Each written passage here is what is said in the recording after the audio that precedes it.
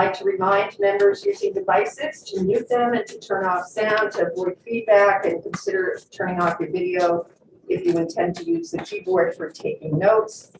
For good sound quality, it is important for members to speak clearly with some volume. Soft voices may be heard, but hard to understand, and the microphones in the room pick up sound very well.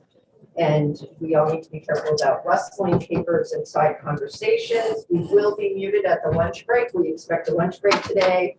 And we have able-bodied committee members who have now got the mute button under control, and we will handle that here. We are YouTube streaming, I believe we are. And there's pre-registration information for the day that has been provided to me for the first hearing. If you are online and want to register, you may do so, but if you want to speak, you will have to raise your hand at the end of my taking comments, because I'm not aware on my list that you want to speak. In regards to this meeting being conducted in this hybrid manner, as chair of the House Election Law Committee, I find that due to the state of the emergency declared by the governor as a result of the COVID-19 pandemic, and in accordance with House Rule 67 and the Governor's Emergency Order 12, pursuant to Executive Order 2020-04, that this body is authorized to meet electronically. This is a public hearing on bills referred to the committee and scheduled for the calendar. An executive session is also scheduled for today, and that will be occurring on the bills noticed in the calendar. Please note that there is no physical location for members of the public to observe and listen contemporaneously to this meeting. However, in accordance with the emergency order, I am confirming that all members of the committee and legislative staff have the ability to communicate contemporaneously during this meeting and through the Zoom electronic meeting platform. And the public has the opportunity to listen contemporaneously and, if necessary, participate by the Zoom platform or telephone. All necessary access information has been made available in the House calendar and through the electronic calendar on the General Court website. The notice for this meeting complies with our House rules and RSA 91A, and anyone who has problems accessing this meeting should call 271-3600 or email hcs@ledge.state.nh.us. In the event we learn that the public is unable to access this meeting, the meeting will be adjourned and rescheduled. All votes that are taken during this meeting shall be done by roll call, and we will start the meeting by taking a roll call attendance, with the chair realizing that the clerk is not here. So I'm going to go to this handy list that I have, and hopefully I'm going to get everybody. When you answer, if you're attending electronically, if you please let us know if there's anybody else with you, which for some reason is required by the right to know law. Representative McDonald. Here. Representative Pruitt O'Brien. Here. Representative Sweeney. Here. Representative. Here. Representative Mooney. Representative. Here. Representative Bear. Here. Representative Brody. Here. Representative Clearly. Here. Representative Wells is not here. We expect her at about 11 o'clock. Representative. Excuse me, was that my name? It was Representative Cody. Yes, I am here. Thank you. Representative Ward. Here in Portsmouth, 2 family members in the house. Representative John. I know Representative Bergeron is here. Sorry, Madam Chairman, I didn't hear you. You're breaking up sometimes. Yes, I am present. I'm calling in electronically from home. There's no one present in the room with me. There is one member of the household elsewhere in the house. Thank you. Thank you for that, Representative Bergeron. Mic in front of me does not appear to be on, so I am turning it on. That creates more problems, let me know. Thank you. Representative Taylor. Here. Is that it here? No, apparently. What was that? What was the name? Representative Sandberg. I'm present. I'm in my home office. My husband is in the house, but there's no one in this room with me. Representative Hammer. I'm present in my house in Manchester with a couple family members in the house. Thank you. Representative Lane, I'm present in my home office. I'm alone in the office. There's two people in the house. thank you. Representative Freitas, Present, I'm in my home alone. Thank you. Representative Hamlet, I'm present at home and there's another family member in the house. and Representative Muirhead. Present and alone. Thank you very kindly. Thank you, Representative. I thank Representative Woody for doing some clerk functions for me pending my Clerk Wells's arrival. And now before starting CACR 4, if you could join me in a pledge of allegiance. I pledge allegiance To the flag of the United States of America and to the republic for which it stands, Which stands one nation under God, indivisible, with liberty and justice for all. Can't hear it. everybody. Thank you to members of the public for having our opening business eat into the time for CACA 4. CACA 4 is a bill on redistricting, providing that an independent redistricting commission shall be established to draw boundaries for state and federal offices. It is introduced by Representative Schuett, who has not signed up to speak.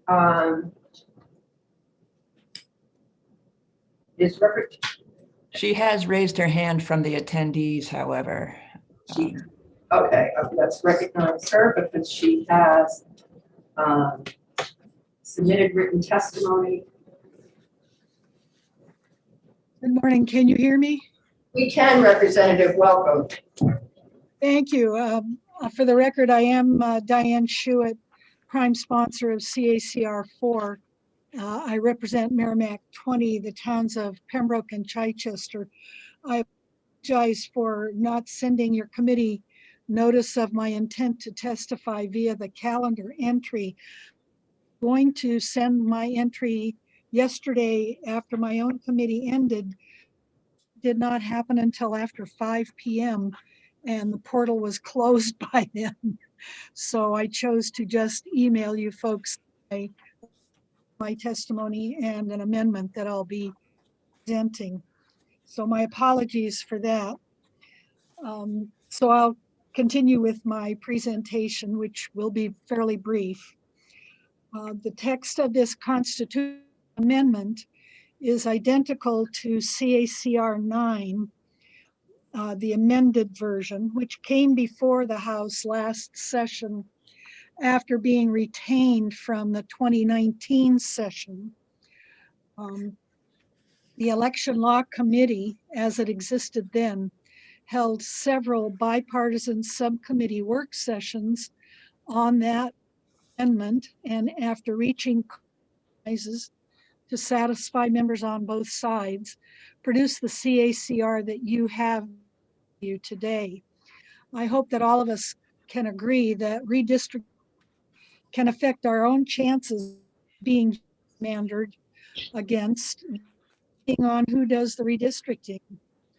This CACR does not go into the details of creating a non-biased commission, but would simply put into the Constitution the will of the people that one should be creating, leaving the details of that commission to be placed into statute. The idea with that being that if the commission details need to be tweaked after its creation, that's more simply done through statute rather than re-amending the Constitution. I know this committee has House Bill 121 before it, which proposes one method for creating such a commission and how that would function. At on HB 121, I heard one legislator who was opposed to that bill cite lack of constitutional authority as his reason for opposing that bill, because it names the legislature as the source for redistricting. That is one of the reasons I bring this CACR forward, to have the constitutional enables such a statute. But in the final analysis, this would allow the voters of New Hampshire to decide if this would be the fairest way to accomplish redistricting. And that's my main objective, is to give the people the right to weigh in on this subject. I have also presented for your consideration the amendment 0290H, which just rewords the clause, just a little additional language, which was actually suggested by a constituent. That concludes my presentation. If there are questions, I would be happy to address them. Thank you, Representative. Are there any members of the committee here present in the room that would like to ask a question? I'm not seeing any. Are there any committee members online that would like to ask a question? Thank you, Representative. I don't believe I'm seeing any questions, and thank you for coming, and just sign on sometime today. Okay, thank you very much. Also signed up to speak on this is a co-sponsor, Representative Porter. Representative Porter, welcome.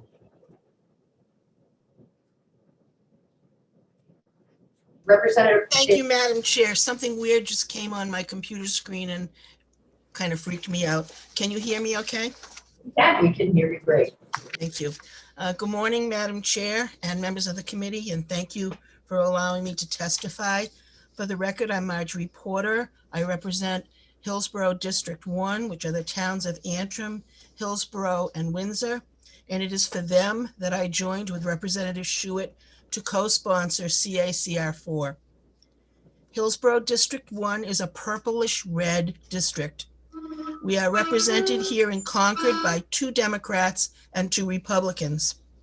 Both President Trump and President Obama won here, as did Governor Hassan and Governor Sununu.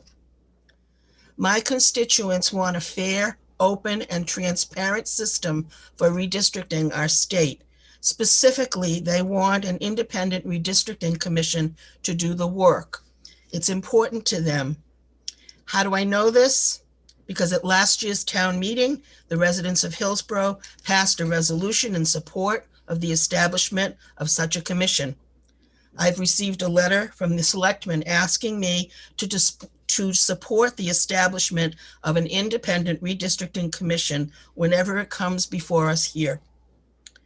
We know that bills to establish a redistricting commission had overwhelming bipartisan support in the past, but the belief was that it was unconstitutional and it prevented them from becoming law. Madam Chair and members of the committee, this is a nonpartisan request from my purplish red district. It's time that we put the voters of the state, allow them to make their wishes known so we can hear them. Thank you very much, and I'll take questions if you have any. Any members in the room that would like to ask a question? Representative Prudhomme O'Brien. Thank you, Madam Chair. Welcome, Representative Porter. My question is, what town was it that passed the resolution? Hillsborough. Thank you. Any other questions from members of the committee in the room? I'm not seeing any. Any questions from members of the committee attending electronically? I'm not seeing any. Thank you, Representative Porter, for being here with us this morning. Also signed up to speak on this bill is Louise Spencer, who I'm trying to promote. And actually, somehow, Liz Tentarelli, I promoted you as a panelist, so why don't we go with you?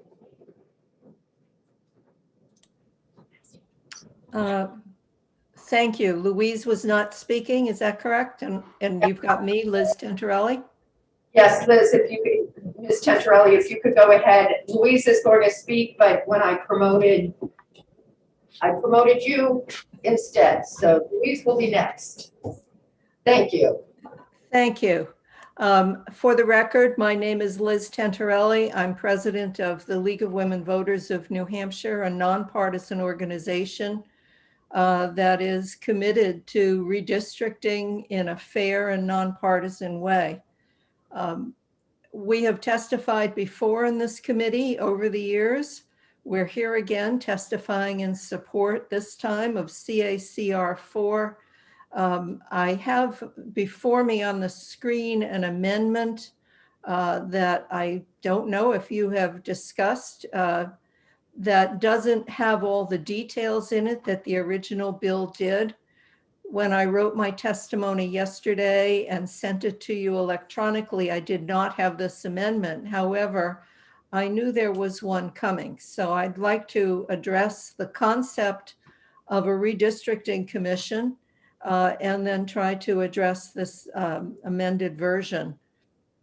However, I would direct you to my testimony that details the very negative process that happened in 2011 that resulted in lawsuits that made the public very angry about the redistricting process. That's what we want to avoid this year.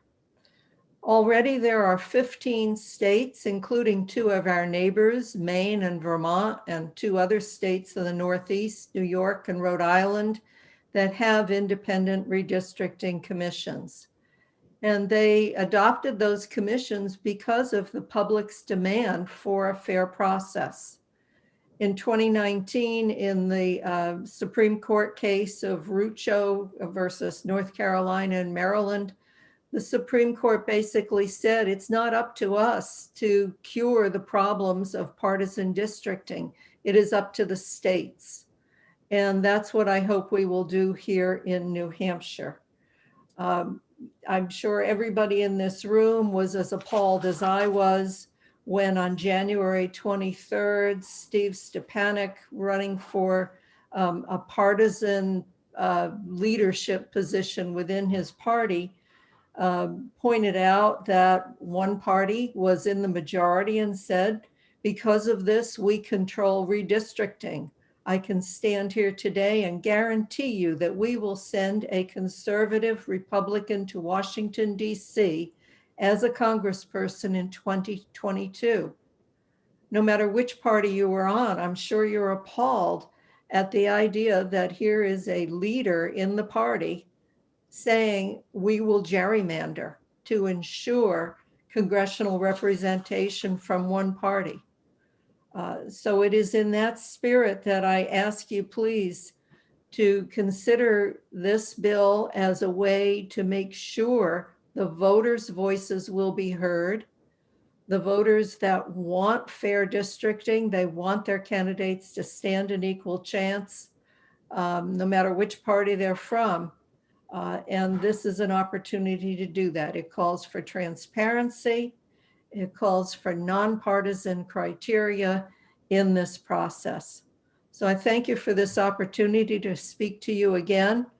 And I'd be glad to take questions if you have any. And I'd certainly take questions via email if you have any to my written testimony. Thank you very much.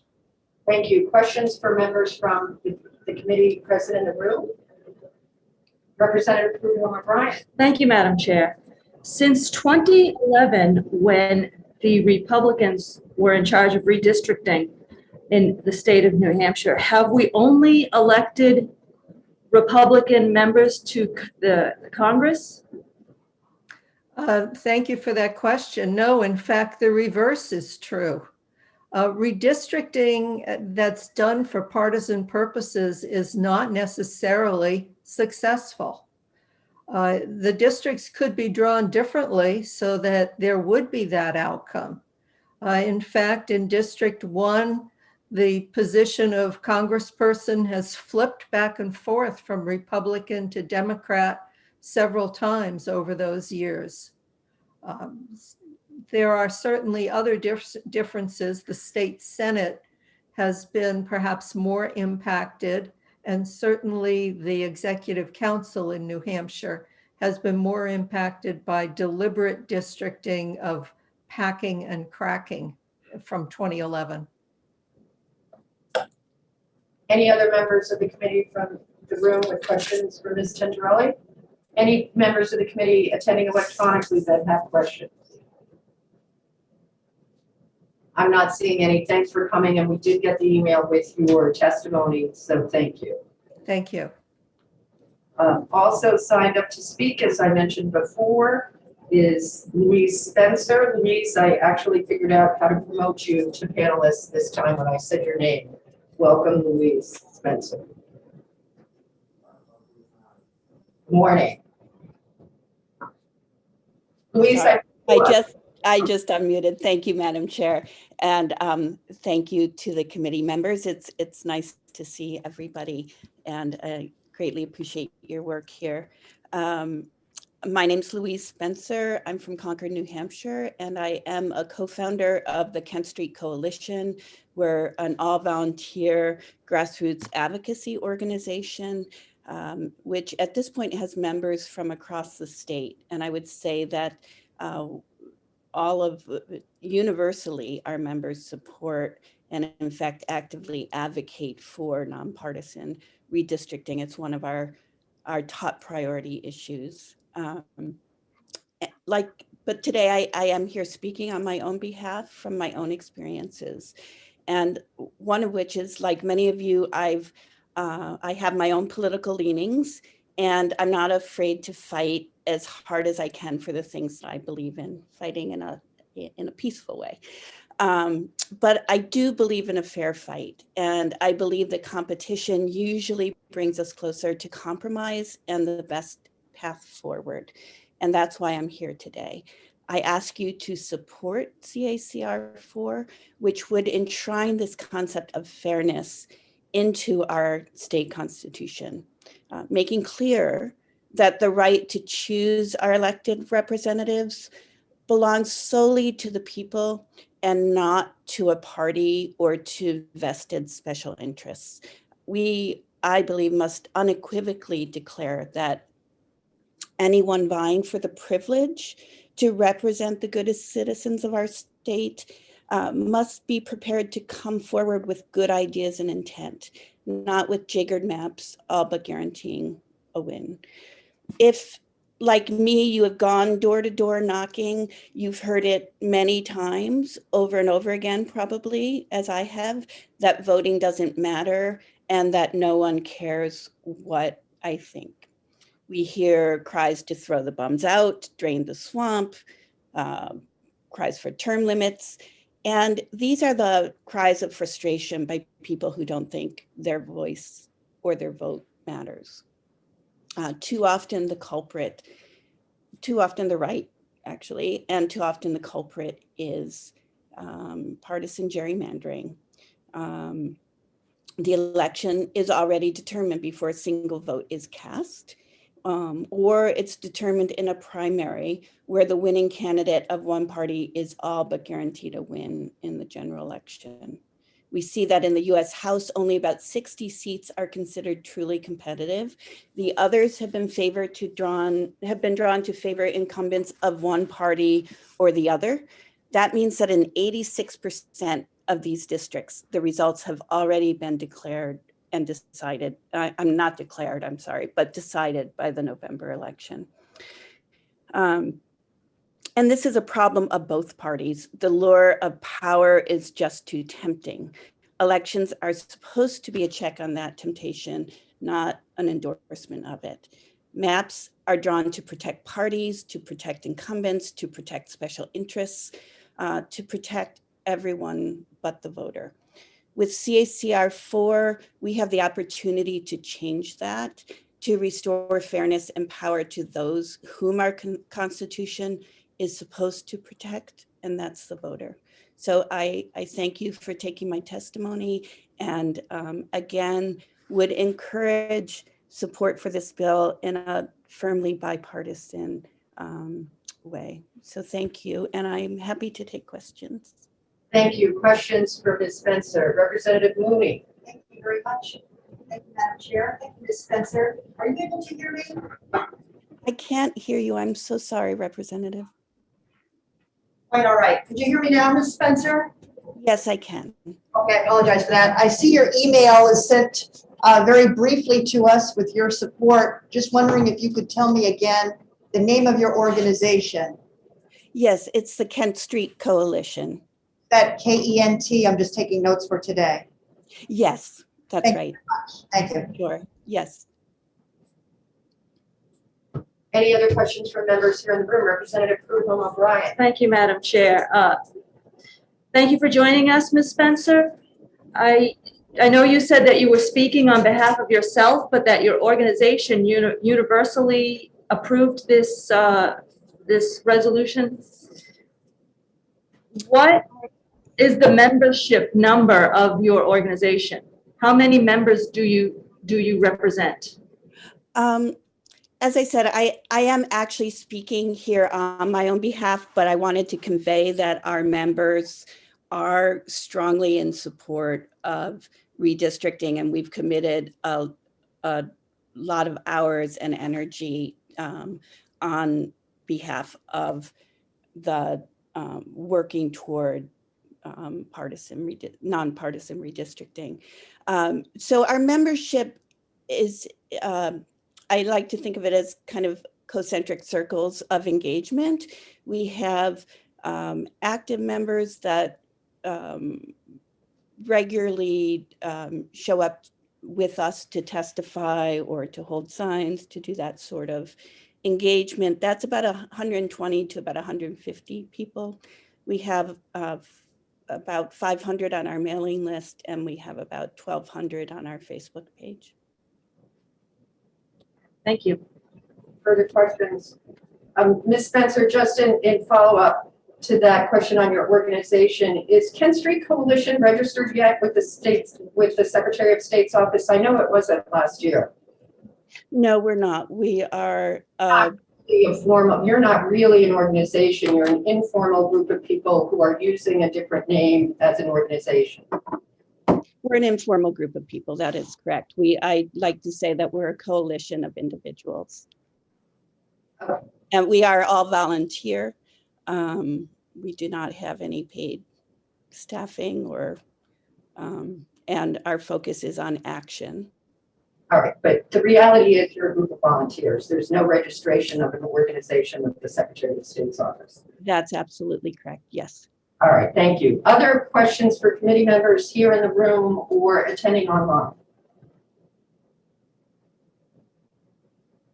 All right, thank you. Thank you for coming. Nice to see you. I was wondering when we'd see you at a public hearing. So yeah, I've had some conflicts on Fridays, so I'm trying to rearrange things so that I can be present more often. So thank you so much for taking my testimony. All right, thank you. Also signed up to speak this morning is Olivia Zink. Ms. Zink, if you are with us, so welcome. Thank you, Madam Chair and members of the Election Law Committee. For the record, my name is Olivia Zink. I'm the Executive Director of Open Democracy Action. We're a nonpartisan, nonprofit, pro-voter organization of 35,000 members. Open Democracy's mission is really fixing democracy, specifically campaign finance, fair maps, and honest elections. And I'm here today. I'm from my home in Franklin, and I have my orange badge on if you can see it. I am speaking in favor of CACR 4, this constitutional amendment, because voters need to pick politicians. Politicians should not pick voters. Redistricting process should be done fairly. I want to speak to the November 7th, 2006 constitutional amendment to redistricting that our towns had, that our communities passed. And this really called on towns with a significant population to have their own representative. 10 years ago, legislators ignored our Constitution and the voters' wishes. 62 towns out of 152 were denied their own representation. I want you to know that voters supported this constitutional amendment in 2006, 240,000 voters to 100,000 voters. So this was favored by a large majority of people. Liz Tantarelli from the League quoted the party leadership, but I wanted to just comment that I really hope that this committee, the Special Committee on Redistricting, and the whole legislative body will be accountable to the voters and not party leadership. And I'm going to quote Daniel Webster in his quote, The people's government is made for the people, made by the people, and accountable to the people. Partisan gerrymandering is perpetuated by bad actors of any party and is bad for towns. It's bad for the voters. And no matter what happens, I think it's really important that voters have faith in the process and they believe in an honest and in government of integrity. Executive District Council 2 is a district that really can demonstrate what happens when you pack Democratic voters into one district. I do also want to, 10 years ago when the House passed redistricting, according to the House Journal and Republican Representative David Pierce, I wanted to call him a senator because that's what he was after he was a member of your committee, but 10 years ago, he cited in the House Journal that there was a 24-hour notice for the public to give public input on the plan. And I think it's really, as you all look at this bill and look at the redistricting process moving forward, I hope you will care for a transparent process that allows voters input and allows New Hampshire to be represented fairly. New Hampshire has a proud tradition of civic participation, and we really hope you have a chance for a fair electoral process. And for that, we urge you ought to pass on CACR 4, and I'm happy to take any questions. Thank you, Ms. Zink. Are there any questions from committee members here in the committee room? Question from members of the committee attending electronically? I'm not seeing any. Thank you very much for being with us this morning. That is the end of the people that I have signed up to speak on this bill. Is there anybody else that would like to speak to this bill?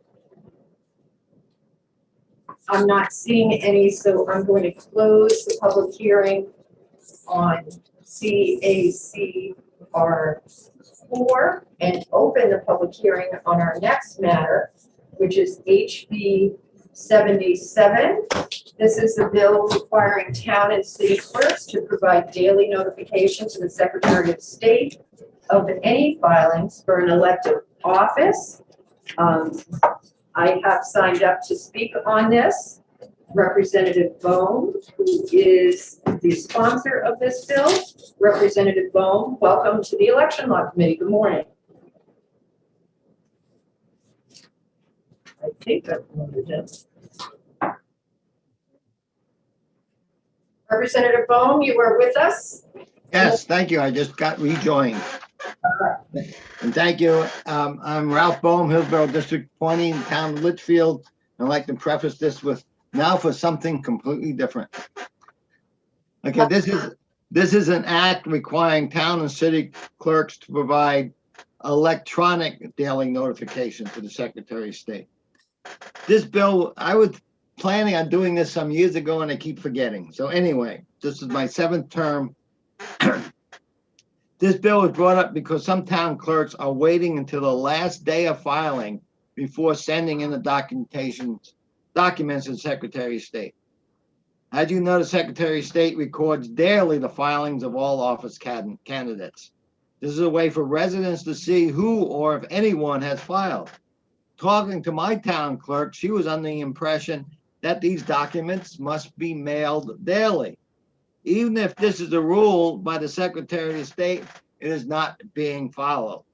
And even, for example, by mail, especially today, it is not very timely. For example, I filed the first day, my town clerk mailed it that day, picked up by the Postal Service the following morning. It was Monday before it showed up in the Secretary of State's report. My town clerk thinks this is a very good idea, and her comment was, doesn't everybody have email? Although she would like this to even go further and allow the documents to be scanned and electronically sent up. All of the candidates file at the Secretary of State's office, except for state representative. And their filings appear that day on the Secretary of State's database. Why should our Office of State Rep be second rate to other offices. And how much time will this take by the town clerk? 30 seconds? The $2 fee will easily pay for any extra time they use. And in the towns that this is happening in, there are only a couple of candidates. And also from talking some years ago to the Secretary of State's office, some town clerks have forgotten to send the documents in. This will make it easy for the Secretary of State to follow up on the paperwork. And Representative Rick Ladd, who town that this happened to, has sent in testimony on how this occurred in his town. So thank you, and I will take any questions. Question from Representative Terosian. Thank you, Madam Chair. Thank you for taking the question. So what's the current law on this? They only have to do it at the end of the filing period, or is it weekly? Can you elaborate? Can you repeat that, please? Yeah, so what's the current law on this referring to the Secretary of State? Well, the law doesn't say, but the Secretary of State has a ruling telling the town clerks to mail in the documents daily. Okay, but there's no law saying that.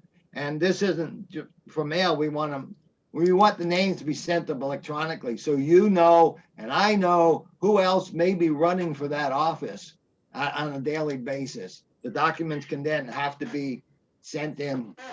That should be sent in daily, as the Secretary of State's office has ruled.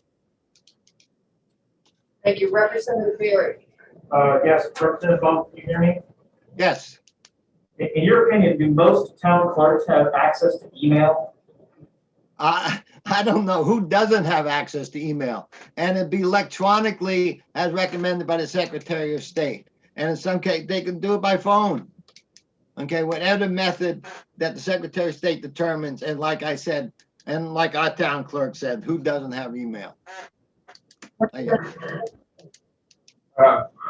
Chair, just a quick follow-up. So if this bill were to pass, then would that also require the Secretary of State's office to update that database? On a daily basis, yes. Just like every other office. Any questions from committee members attending electronically? Representative Bergeron. Thank you, Madam Chairman. Representative, there actually is a state law currently. It's RSA 655:18, which states that each city or town clerk shall forward each declaration of candidacy filed with him or her to the Secretary of State on the day of filing of the same. Rather than introduce a whole new section, could we just modify the existing law and say that they shall submit that to the Secretary of State on the day of filing electronically and by mail? And I personally yes, think but I found 15, and that's what I modified, or the LOS did. OLS. Anyway, did. So yeah, if you think it's a better place, please go right ahead. But I think, the filing electronically and follow up with the paperwork, this is what I intended. Okay, thank you. Further question, Madam Chair? Good question. Go ahead, Representative Bergeron. And by electronically, am I correct in assuming that also includes by fax if a town or city clerk chose to do it that way rather than by email? Sure. I mean, that's that's why I left it open for whatever the Secretary of State thinks it's convenient and the town clerks thinks it's convenient. Okay, thank you very much. Thank you. Other questions from committee members attending electronically? I'm not seeing any further questions from anybody here in the room. Representative Mooney. Help if I put it on. Yeah, I don't think we're. Oh, okay. Representative Bolam, good morning. Yes.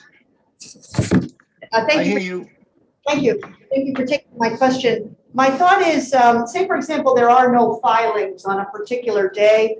Does the town clerk, is he or she required to take any action, and is the law clear on that point, or does it need to be clear on that point? No, I don't think it needs to be clear. I mean, people that file, it should be a daily filing. I mean, if nobody files, then, in some cases where towns only have, like in Litchfield, there's only 4 people at the most are gonna file. Yeah, so it's not going to be a daily filing. And also, I see Representative Mooney, you and I are both missing a commission meeting. Hold on me, thank you. All right, Representative Prudhomme O'Brien. Thank you, Madam Chair. So without the word electronic in this wording here of the bill, does that mean that a clerk could interpret this to mean just mail it as is done now, which you find to be somewhat slow in some cases? So electronic is not in there. They could mail it. They could phone it in. They could carrier pigeon it in. Well, on line 5 of the bill, it says such summary shall be submitted electronically and shall include the name and address of any candidate who has filed. Yeah, the title doesn't say electronically, and I noticed that, but the bill itself on line 5 states electronically. Further questions from the I'm not seeing any. Thank you, Representative, for being here with us this morning. Thank you. No one else has signed up to speak on this bill. I do have a Mr. Healy who has his hand raised, and the Secretary of State. I'm going to promote Representative Mr. Healy to join us with a comment on HB 77. Welcome, Mr. Healy. Hi, Daniel Healy, Derry Town Clerk. I've talked to a few town clerks. We all seem to like this bill. I think it's a good idea to send the electronic filings daily. I know right now my office does forward everything up to the Secretary of State on a daily basis, but mail can take a few days. And I hate seeing, when the filing period ends on a Friday, that on a Wednesday or a Thursday the next week, names are added to the list. I think the Secretary of State really should have all the names of the people on the deadline at 5 p.m. and know who has signed up and know what to be expecting in the mail. And I thank Representative Bergeron for stating that RSA. If clerks aren't doing that, aren't following that, I think the Secretary of State should be following up with them if they're not sending it daily. But that is something that our office does. I know many clerks, all the clerks that I talk to have been following that. But I do think the electronic filing is a good idea. I also do think that on a day, if there are no filings, that the town clerk should send something up saying the date and note we have no filings for this date to report. It just kind of reinforces the transparency with when people file. But I would be in support of this bill. And thank you, Mr. Any questions? Anybody have any questions for Mr. Healy? I'm not seeing any. Thanks for being with us again, Mr. Healy. Nice to hear from you. Thank you. Deputy Scanlon has signed up to speak on this bill. Deputy Scanlon, welcome.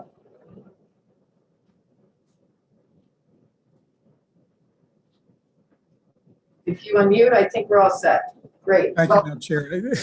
Whenever I get recognized, it boots me off, and then it takes a little time for me to come back up again. But Are you the master of Zoom meetings? Because Deputy Scanlon ran Zoom meetings this summer for the Safe Elections Committee. What was the most attendees we had at one of them? It was over 400. We had to suspend one day. So if anybody can promote and unmute, it's Deputy Scanlon. well, thank you, Madam Chair. I'm here. I'm David Scanlon, Deputy Secretary of State. And, I would like to say that, I think we would be happy to receive information on who has filed for state representative or delegate to the Republican convention from the town clerks on the day of those filings. I would like to say that most town clerks have been getting that information to us in the mail on the day of the filings. There have been a few instances where some of the clerks have batched them and sent them every 3 or 4 days, or even at the end of the filing period. And there have been some instances where filings have gotten or dropped behind a desk and not found for sometime after the fact. And those situations do cause problems. Just a couple of things I'd like to mention is that not every clerk's office is open every day during the filing period. And I'm sure in a large town like Derry, they meet, their office is open every day for normal business hours. But when you get up into the North Country, there are clerk's offices that may only be open a couple of days a week and not even for a full day. So, I think we have to recognize that the hours aren't consistent. And in terms of receiving the information electronically, we may have to think about how that process would work and maybe change it a little bit over time. It's important for us to receive the hard copy, the signed declaration of candidacy. We review it in this office to make sure that the information is correct and the candidate is actually qualified to run for the office. And occasionally there are a few that that slip by that scrutiny, but we don't necessarily have that information until we receive the signed declaration. So what we receive electronically, at least to start, could be posted as an unofficial list of filings. And then once we receive the actual signed declarations, we can change that to an official list. But again, I want to reiterate that most clerks in New Hampshire do their job very well, and they get these filings in the mail as required by the statute on the day that they're filed. And there are just a few rare instances where some of the clerks don't actually follow that process and batch them or send them to us on the last day. And when those happen, we do follow up. So with that, I'd be happy to answer any questions. Question for Deputy Scanlon for members from the room. Representative Brown. Mr. Scanlon, would a scanned copy of the signed declaration be adequate for you to make an official review and make the report official if that was sent in on the same day? That would certainly help. Other questions for Deputy Scanlon? Representative Terosian. Thank you, Madam Chair. Thank you, Deputy Scanlon, for taking the question. So when you get the electronic transfer, email, fax, whatever it is for your office, you will update that even as an unofficial candidate until such time you get the declaration of candidacy, the hard copy. Is that correct? Thank you for the question. You broke up on me quite a bit. I think I understood the question. Right now, whenever we receive the filings, though, the filings get posted on our website that same day. So when we receive the mail, we open them up, review the filings, get them up on the website as having received the documentation. And I'm sure that if this information was provided to us electronically, that we would get that information up the day that we receive it. Follow-up question. Representative Terosian. Thank you. So a follow-up, Deputy Scanlon. So until you get that, whether it be a fax or a written copy in the mail of the declaration of candidacy and review that, you don't list it then on the Secretary of State's website showing that candidate until that is kind of reviewed. Is that correct? The information that we receive goes up on the website the day that we receive it. We review the filings. We make sure that that the candidates are on the checklist in the town that they're domiciled in and running for office from before we post them. Thank you. Further questions for committee members for Deputy Scanlon? I'm not seeing any. Is there anybody else who would like to speak in regards to HB 77? Please raise your hand. I'm not seeing anybody, so I'm going to close the public hearing on HB 77th. It is 10:22. Our next hearing will be on HB 285 at 10:30. So we have a few minutes of recess. Thank you, everybody.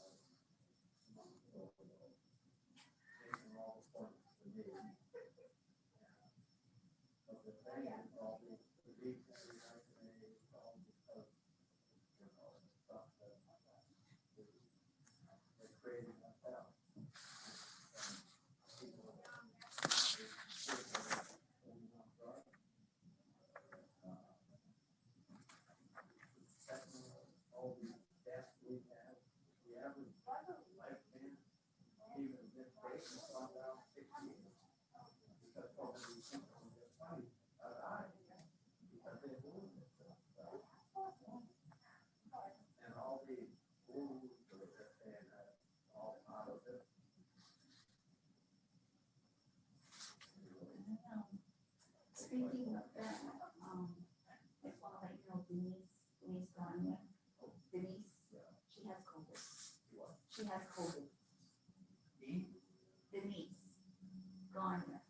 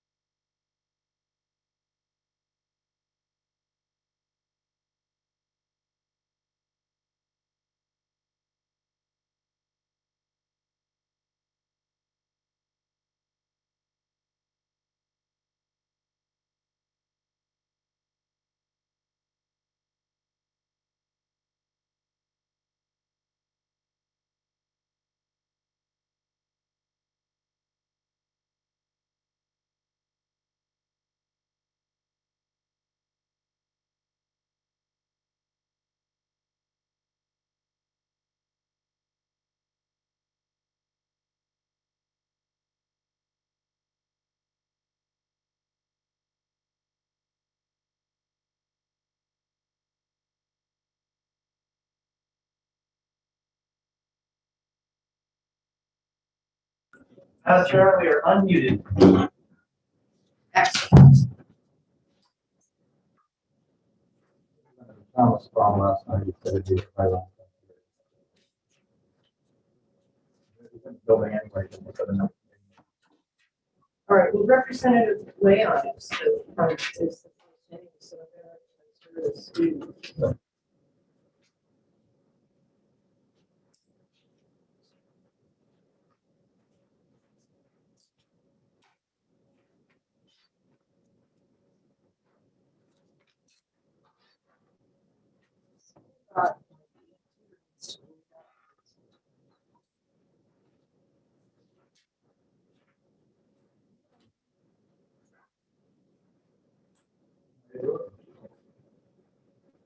Time clicked.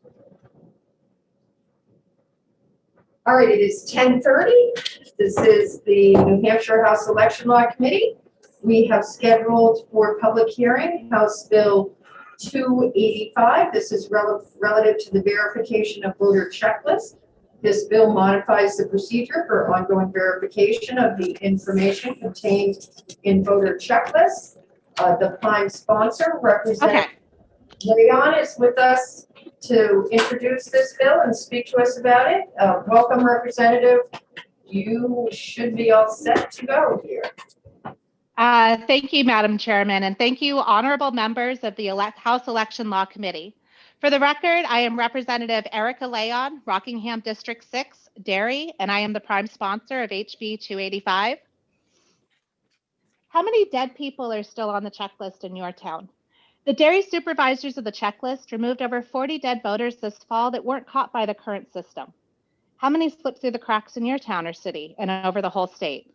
This isn't because of lack of effort from our supervisors, but there's a culture of following the minimum prescription of the law so as not to disenfranchise anybody, and I understand why they do that.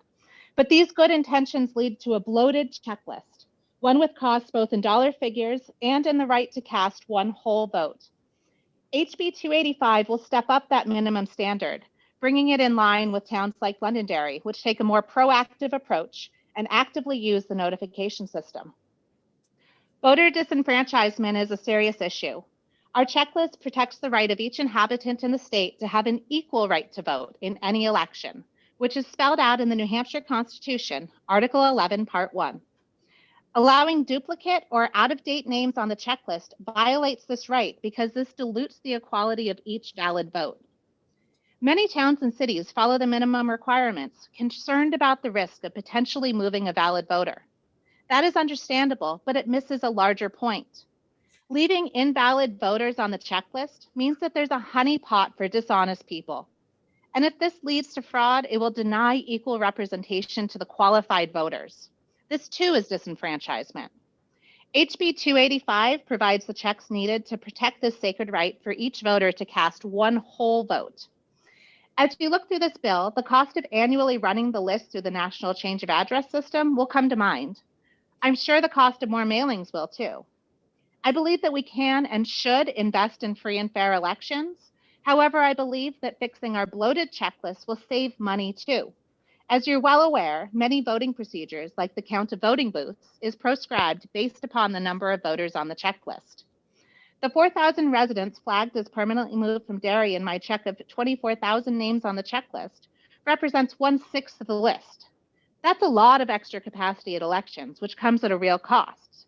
We do catch those voters on the 10-year clean, but that's a safety valve and not a solution. HB 285 presents a solution to drive ongoing maintenance of the checklist, add standardization of addresses, which is needed, and to check the list annually for permanent moves. The cost of HB 285 should be neutral, but the cost of not passing HB 285 could mean that your vote counts as only 5/6 of a vote. I urge you to vote ought to pass, and I'm available to take questions. Thank you, Representative, for your testimony. Questions from committee members in the room? Representative O'Brien. Thank you, Madam Chair, and thank you, Representative Leon, for bringing this forward. Do you have an idea of the opinion on the town clerk's and how they feel about this, the Town Clerks Association or anything like that? Have you worked with them on this? Thank you very much for the question, Representative Prudhomme O'Brien. As I was working through the checklist this summer and identified some of these voters that should have come off the list, I worked closely with our town clerk, our town moderator, and supervisor of the checklist. These are things that are normally caught at the 10-year purge, and it's something that is a lot harder for them to follow. They appreciated my efforts and they saw these opportunities for improvement, and they shared my excitement about the ability to improve this process in a way that would not be overly burdensome and would improve these voter checklists and improve the integrity. Thank you. Thank you. Thank you. Questions from members attending electronically? Representative Lane. Yes, thank you, Madam Chair. Representative, I noticed that there is a provision that it's to be sent into the DMV. Well, the DMV has a task under this bill. Have you talked to them, and are they okay with that? Because my experience is sometimes otherwise. Thank you very much for the question, Representative.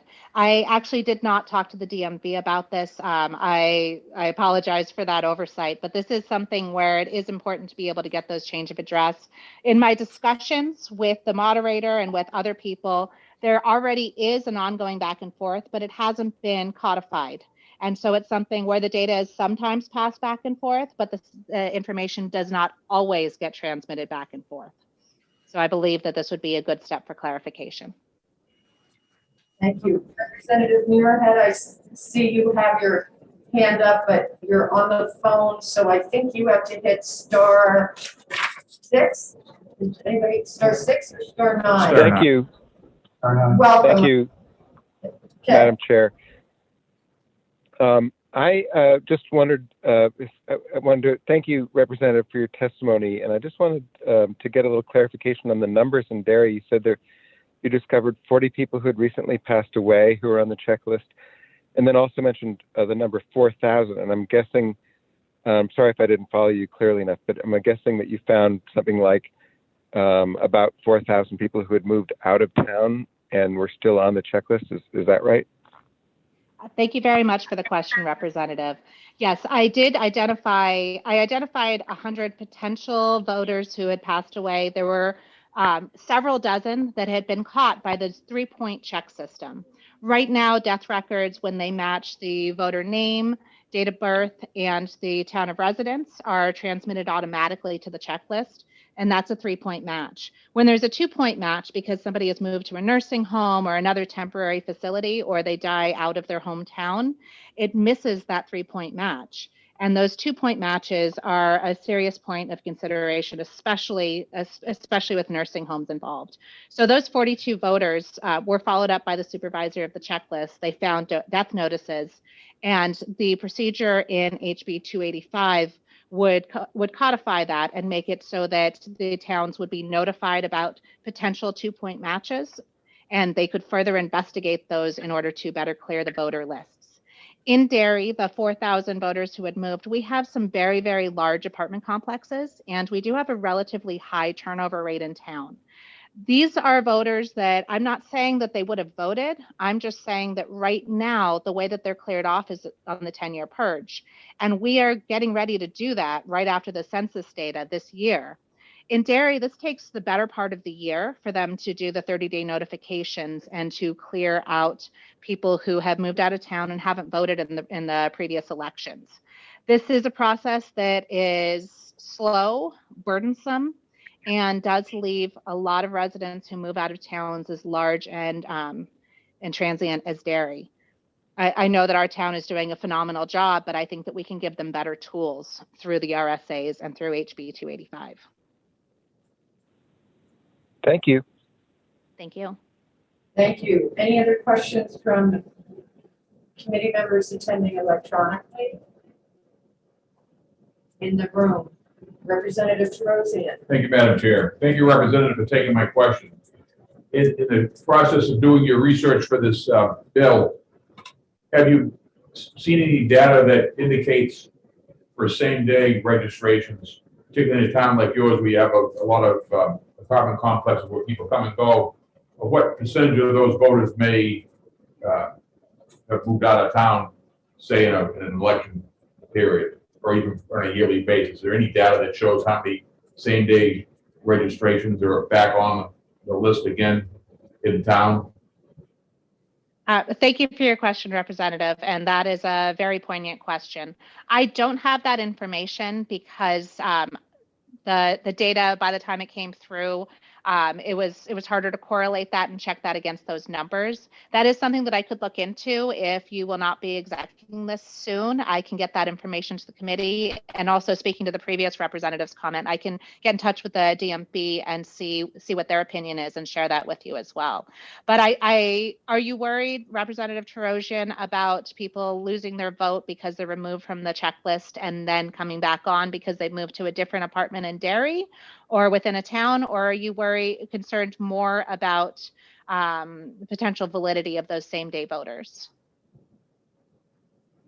It's the validity. Okay. Thank you. Thank you. That's not within the scope of this bill, but it looks, from perusing the bills that you have in front of you, I think that there are already some wonderful bills to address that to your committee. Thank you. Thank you. Any other questions from committee members here in the room or attending electronically? Representative Leah. I'm not seeing any. Thank you very much for your presentation of the bill and answering questions. I also have signed up to speak on HB 285, Ellis Robinson, and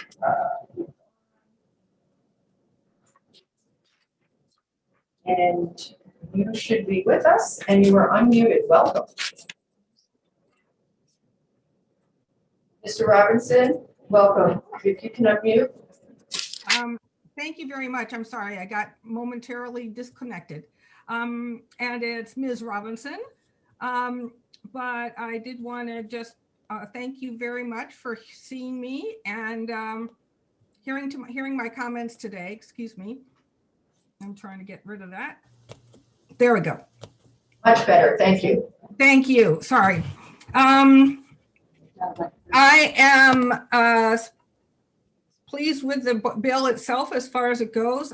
I think that every one of the town clerks would agree that we want to have the best information possible as long as it doesn't put a huge boatload of work on them. However, I would like to say to request consideration of two additional things. One is that in section 4, 1A, there's a mention of what the voter database would include. And right now, the voter database as accessible does not include date of registration. And that information would be very helpful. There's always an interest from candidates as well as from organizations in making sure that new voters are familiar with, if they come from out of state, with how New Hampshire election laws work and how our government works. And it would be very helpful to know that. Right now, it's a very cumbersome hand process to be able to find that out, and including that date would be very helpful. The other piece I would encourage is I suspect there's always an interest in making sure that voting information follows the voter. However, it's rare that that actually happens. So, for example, my husband and I lived in Concord for a couple of years and voted there. We now live in Grantham. All of our voter information disappeared when we re-registered in Grantham. So it would be very helpful if more attention could be paid to when somebody has moved within the state, that information on how they've been voting would be available. Thank you for the opportunity to speak to you. And if you have any questions, I'm happy to answer them. Thank you, Ms. Ellis. Representative O'Brien. Thank you, Madam Chair. Are you a town clerk or involved in elections in your community? I'm sorry if I missed some of the introduction. Yes, I work with a lot of, I'm not a town clerk. I have worked with candidates a lot in our community, yes. Okay. Other questions from committee members here in the room or committee members attending online? I'm not seeing any. Thank you very much, Ms. Ellis, for joining us here today. Thank you for hearing me. Also signed up to speak on this bill is Representative Thomas. Representative Thomas joins us in the room today. Representative Thomas is a co-sponsor of the bill. Welcome. Have a seat. Thank you.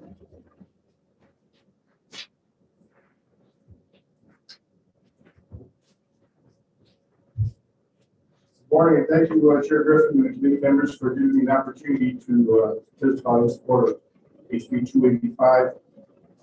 As you know, I am a co-sponsor. For the record, my name is Doug Thomas, representative on the London Washington 5, and also vice chair of the Science, Technology, and Energy Committee, which is going on right now as we speak. It's my strong belief that having an accurate voter registration list is necessary and critical to ensure in confidence with the voting public that only those who can legally vote in our state and federal elections do so. This bill deals with the process of keeping the voter list up to date on a regular basis.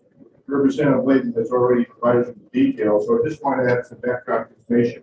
I was interested in a similar idea, and when I learned that Representative Layton was working on this as well, I met with her and we combined our forces to come up with this bill. I arranged a meeting with Londonderry's town supervisor of checklist, Ms. Kirsten Bedonen, and we went over our ideas, and much to my pleasant surprise, I learned that Londonderry was already doing the practices that we were thinking about recommending. So I'm proud to announce that although this is not going to see it, we've had good election results in Londonderry. The process has gone smoothly, and I know for a fact that Ms. Hildeman has regular meetings to update the checklist. So I believe these processes are a good foundation that perhaps other towns might like to do, and that's one reason why we'd like to codify this so we can get it into the state law.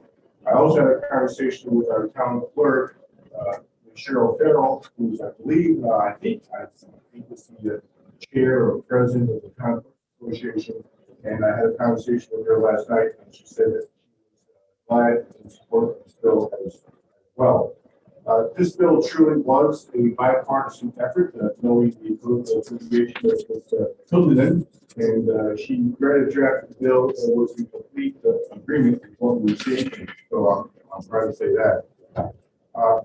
You know, I know that the team in Londonderry works diligently to keep the checklist updated, and I hope that this process in this bill can give guidance to others in the state to do the same thing. So I think it's a positive step, and I hope that the committee takes this as a good sign and votes to this bill. Thank you. Thank you, Representative Thomas. Questions for Representative Thomas from members in the room? Questions for Representative Thomas from members attending electronically? I'm not seeing any. Thank you, Representative Thomas, for joining us today. Thank you. Representative Barry, was that again? No, I was giving a thumbs up. Oh, okay. Is there any other attendee here who'd like to speak in regards to this bill?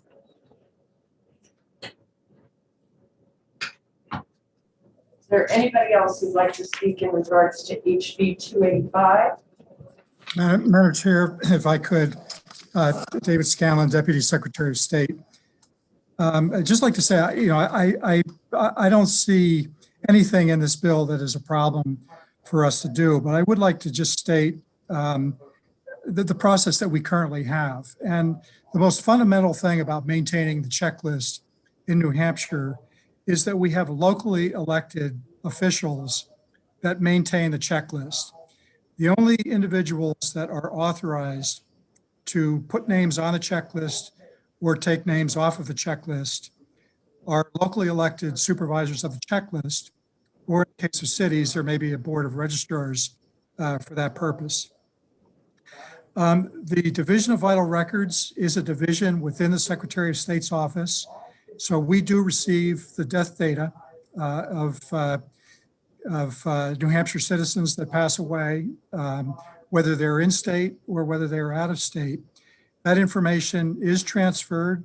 I believe it goes to the clerk's office, who then make that information, or should make that information available to the supervisors of the checklist so that they can confirm that those individuals did in fact pass away and that they are voters in the town. So that already happens. I believe that there is currently exercises utilizing the Postal Service change of address to notify local election officials of potential moves of voters. There is nothing in there that is automatic that the Secretary of State make those changes, because again, the only ones authorized to make changes to the voter checklist are supervisors of the checklist. It's also important to understand that the checklist is dynamic. It is changing minute to minute. Voters moving in, registering, voters passing away and being removed, voters moving. So it is always in a state of flux. And because of that, there is always going to be information on voters that may no longer be qualified, either because they've died or because they've moved. I know that our office spends a great deal of time reviewing the names on the checklist, looking for duplicate matches, and when they can be confirmed, make sure that that information is cleaned up. And as the sponsor of the bill mentioned, we will be conducting a purge of the checklist after the census is completed. And that will remove, I won't say it will remove, any voter who has not been active for 2 election cycles or a 4-year period will receive a 30-day letter sent to them by the supervisors of the checklist, which is a request for information. Are you still in town and should remain on the checklist? And if there is no response to that 30-day letter, then those names are removed. So after a purge, we see a pretty dramatic drop in the increase of names on the checklist. And then usually what happens is the following election cycle, the numbers jump right back up again because the voters' names who have been removed from the list surface somewhere and re-register to vote, usually on the day of the election. So I would, Madam Chair, it might be helpful at some point to have our HUVA office give a presentation on the centralized voter database that we have, how it's maintained, what information it contains. I think that would be really useful information for the committee, and I would be happy to set that up. And with that, I'd be happy to answer any questions. Thank you, Deputy Scanlon. We're going to probably take you up on that offer. Questions for Deputy Scanlon from committee members in the room? Questions from committee members attending electronically? Ward, you have a question? I do. Thank you, Madam Chair, and thank you, Secretary Scanlon, for taking my question. I just have a quick question. You have to have a post office address in order to be eligible to vote? You have to provide, when you register to vote, you have to provide your domicile address and your mailing address. The domicile address should be the physical location where a person lives. The mailing address can be a post office box. Follow up, Madam Chair. Representative Ward. Do you have to have a post office box? We have people in my constituency who don't have post office boxes or any fixed address. Representative Ward, you dropped off at the end. You have constituents who don't have a post office box or a fixed domicile. They're houseless people, basically. If I understand the question correctly, the domicile address can also be the mailing address. So a person does not have to provide a post office box to be able to register to be on the checklist or as a voter, but they can use a post office box as their mailing address. as long as they provide a physical address for the domicile. Thank you. Further questions from anybody in the room? Deputy Scanlon, I do have a question. It goes to just when the most registrations occur in the state. I live in a community, Goffstown, which also has, I won't say transient, but a lot of apartments with people moving around, not a dairy, but certainly a lot. And you mentioned that most of the registrations are on election day. So is there a ballpark for what the percentage of registrations are that are occurring during the year as compared to on an election day?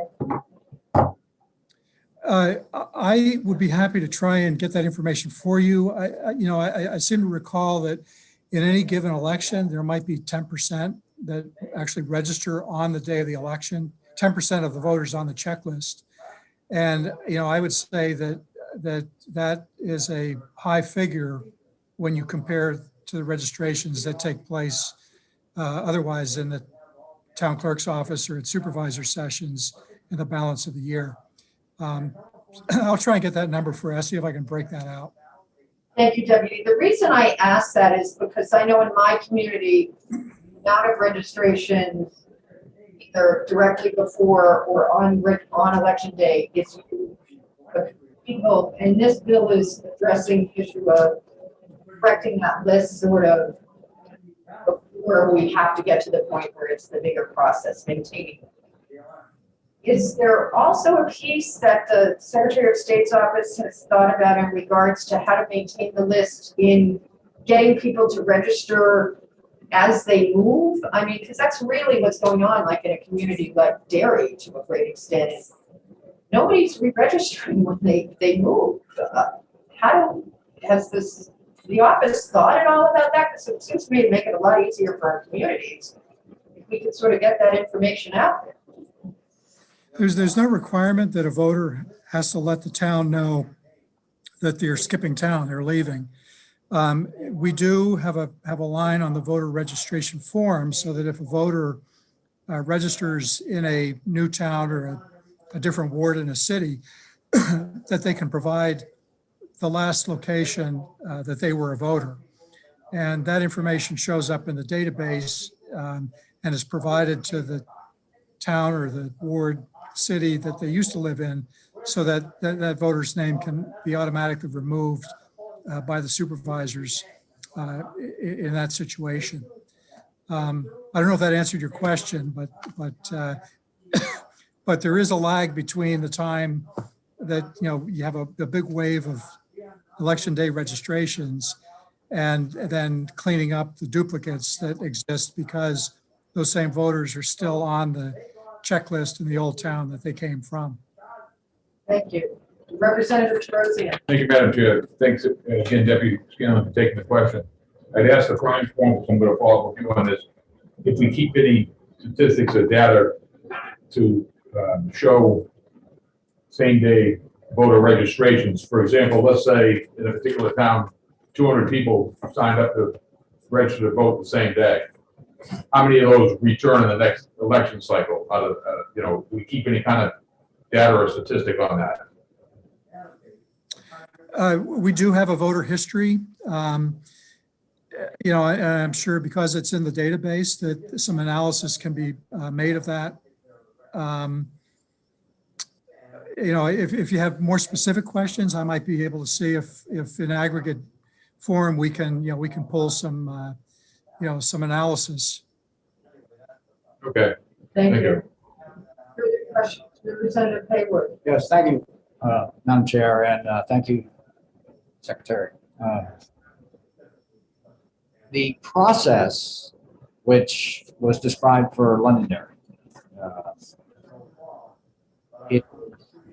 how widespread is that? I know, I mean, I could give you an anecdotal example, but the 10-year, when I questioned this process before, the 10-year scrub was the extent of the process as it was described to me. They appear to have been, and the sorts of things that are in this legislation, how widespread in the state is a more forward, positive process? If I understand your question, it's, how many other towns go through the process that Derry did in cleaning up their lists. I think towns, because we have a system that relies on the local communities and the local election officials to actually run the elections, whether it's taking care of voter registrations and maintaining the checklist at the local level to actually running the elections. There are different levels of I'll say proactiveness in getting that job done. And it reflects, the people that are actually doing the job. And overall, I think it works well for the state of New Hampshire. I mean, are there some areas where maybe the job isn't getting done as it should? Absolutely. And then you have the other extreme where, you have communities that are just really keeping up with, the changes on the checklist. And that's just, it's ingrained in our system. What I can tell you is that, we have had exercises in cleaning the list up. We did go through the effort probably six or so years ago, where New Hampshire participated in the interstate cross-check program. That was controversial at the time, but we did receive, I think it was 99,000 matches of duplicate voters with the same name, same date of birth in New Hampshire and other states around the country.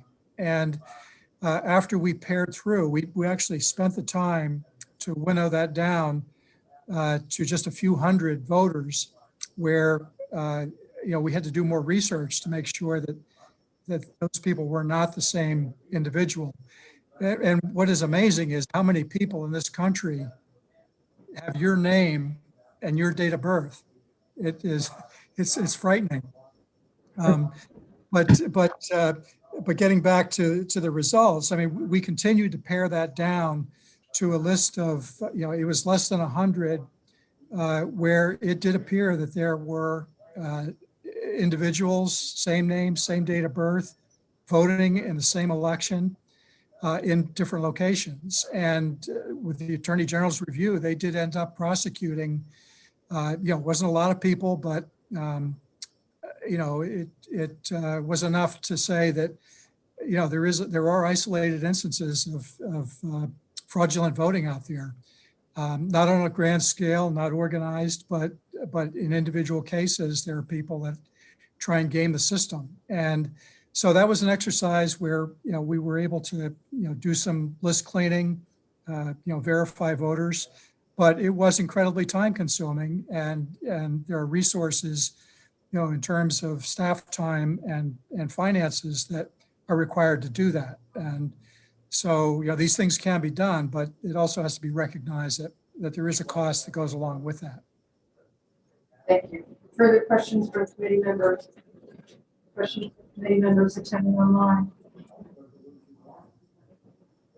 I'm not seeing any. Thank you, Deputy Scanlon, for speaking. Is there anybody else? I see that Louise Spencer has her hand up. This will be the last public comment in regards to this hearing.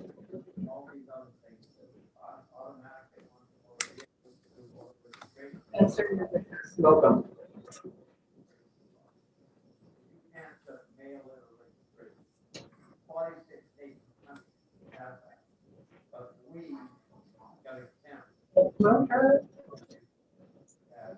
McDonald's, what did I do?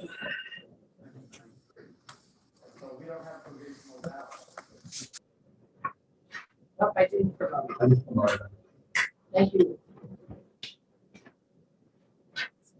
Hi, Ms. Spencer, go ahead. Hi, thank you. I'm not sure what the cause of the delay was, but thank you again. My name's Louise Spencer. I'm from Concord, New Hampshire. I hadn't initially intended to speak, but upon hearing the discussion, I just wanted to note a few things in regard to Deputy Secretary Scanlon's testimony, which was regarding the cross-check process that the state went through.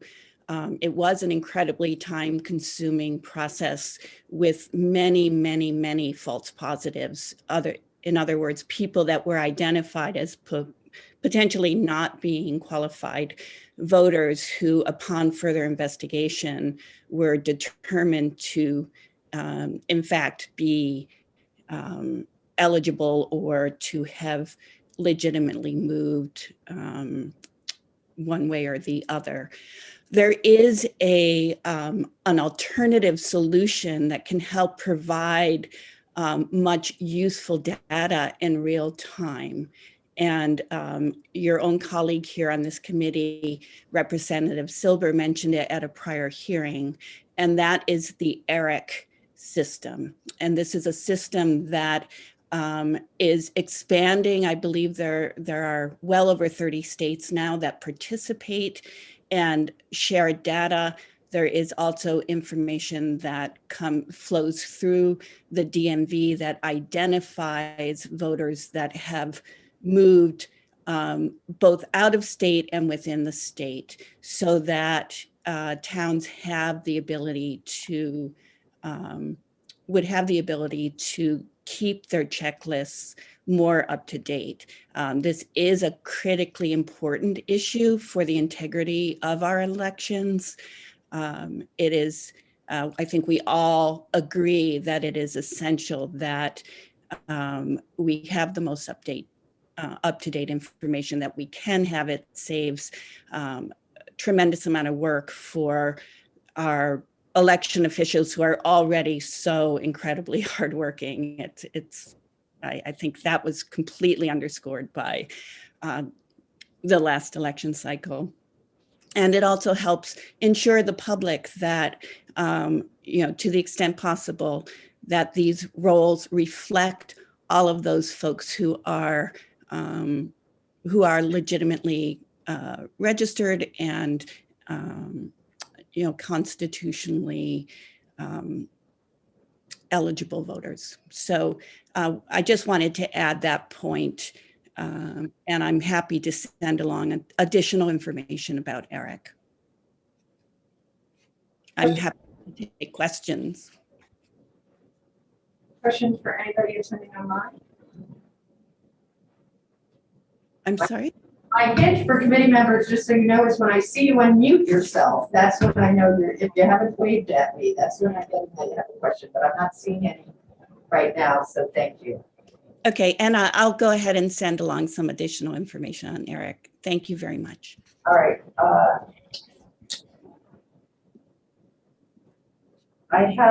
I said that was going to be our last person. I had nobody else signed up, and we're 10 minutes over the hearing. I see that Mr.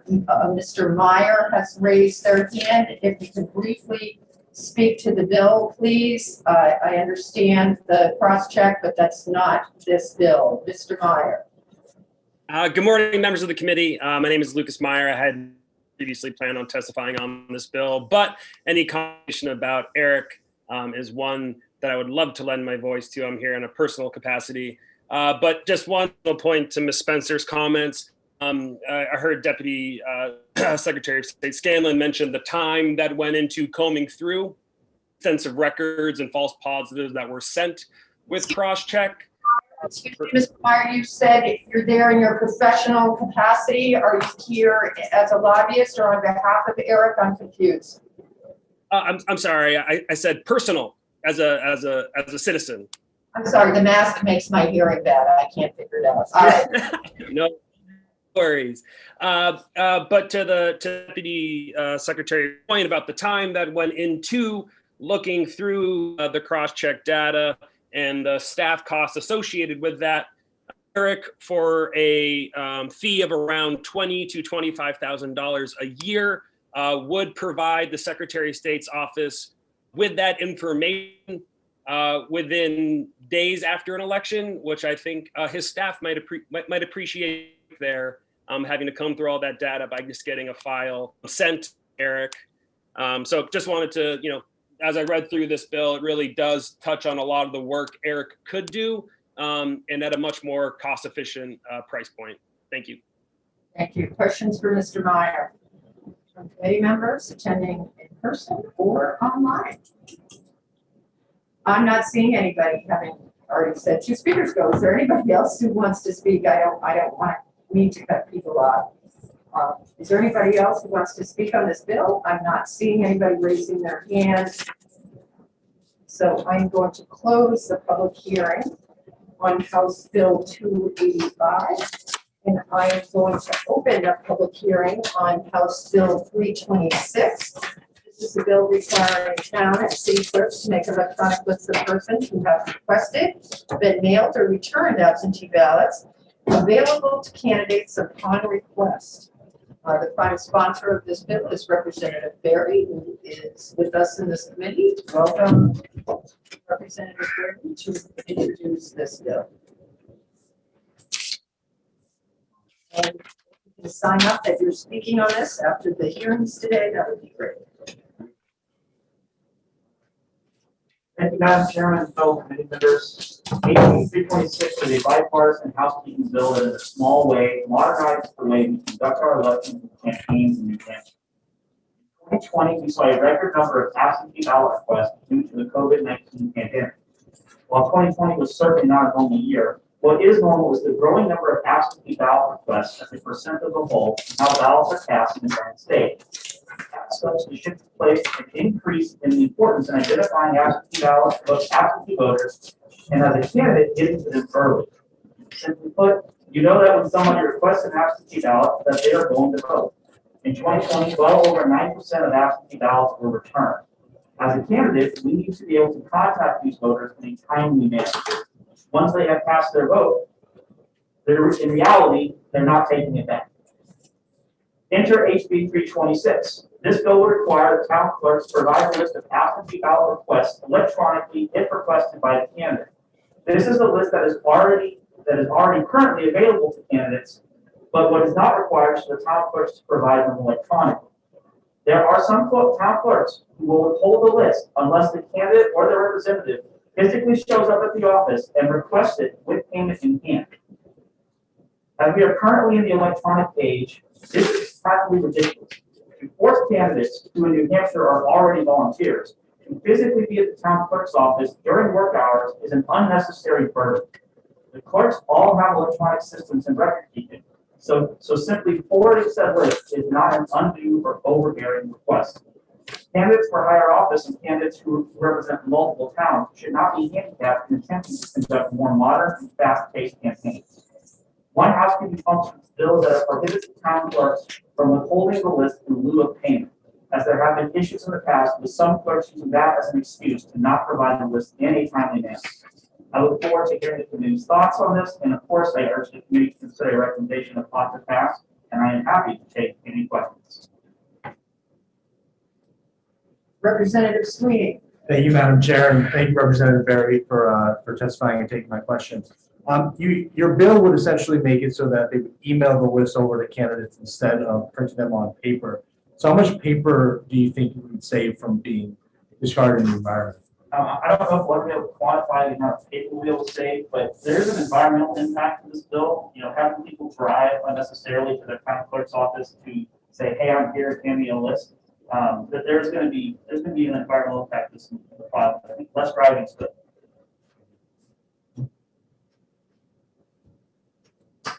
Representative Bruno O'Brien. Thank you, Madam Chair. Have you heard anything from clerks who say that this will cost their towns money? I don't know how this will cost the town clerks money. They're already maintaining electronic lists. I believe the Secretary of State's office actually assists them with maintaining the absentee ballot list electronically. This is 2021. No one has a paper ledger anymore. If they're not keeping this electronically, that's a whole nother problem. Further questions from committee members in attendance? Representative Bergeron. Yes, thank you, Madam Chairman. Representative, just a couple of quick questions, if I may. First, how much time do you think the clerk should have to respond to a request for this list? I believe it's in the bill, or it should be, if not, I think I saw the news. But in my opinion, it should be a daily response if requested. We're talking about sending an email at the end of the day. Okay, a further question, Madam Chair? Thank you, Representative. Should there be established a flat fee? Because I know that cities and towns probably have various fees. If there were a flat fee, then payment perhaps could be paid either by check or by credit card in advance of releasing the information. So I did consider this, and I would love if there was a flat fee across the board based on the, let's say, the size of the town that you're requesting it in, right? Because there's obviously different record keeping requirements for larger and smaller towns. I did not include that in this bill because I did not want that to be a reason not to pass it, because you do have towns that set the cost of producing documents largely for 91As and right to know requests. And I didn't want you to tangle up into that debate. If you feel that we can pass that legislation on a flat fee basis, I would be an enthusiastic supporter of that. I just didn't want to hinder the overall idea. Okay, thank you very much. No further questions. Thank you. Further questions from any committee members on this bill? I'm not seeing any. Representative here. Thank you for introducing the bill. Also signed up to speak on this bill is Ms. Robinson. Ms. Robinson, I believe you are with us as a panelist. Welcome. Thank you very much. Can you hear me? Yes, we can. But okay, great. Thank you very much. Sorry. I appreciate this bill being considered, and especially having worked with a number of candidates, I wanted to simply make a clarification under line 6 of the bill. It says electronic copies, and I would appreciate it if it could say electronic data file. What we have found in the past is that, yes, town clerks will provide an electronic list, and it is a PDF file, which is almost impossible to use and requires, if you're going to mail somebody something, to invite them to vote for the candidate as with their absentee ballot. It requires transferring all that information into an Excel file or something like that that cannot be used as far as electronically manipulated. And so that would be, having a sortable file would be really helpful. And as to the question of the cost of the list, I'd like to weigh in on that as well. And that is that right now there is a ceiling on the charge for the checklist, which is $25. And we have had, at least in the last election, we had charges of $1 per page for the checklist. And even in the, excuse me, not for the checklist, for the absentee ballot list. And even in the case of Grantham, of all places, we had lists that cost up to $58 because we were looking at the cost per page, where if it were provided an a sortable data file, it would just be the same price regardless. So that would be really helpful if we could have some consistency there. Thank you. Thank you, Ms. Robinson. Any questions for Ms. Robinson? I'm not seeing any questions, so thank you for staying with us and joining us again. My pleasure. Thank you. HB 326 is in regards to electronic lists of absentee ballot request persons. Is there anybody else in attendance who would like to speak to this bill? Oh, I have a couple of people on that. Representative Lane, did you have a question and I missed it? I have a general question that I probably should have asked the sponsors, but my question is, I'm going to show my ignorance here. Why do you need this list? What's the purpose of getting the absentee voter list? Go ahead, Representative Blank, do you hear me? Not really, not very well. I will move. Is this better, Representative? Yes, thank you. So let's take 2020 for an example, where about 30% of the absentee ballots are cast in an election.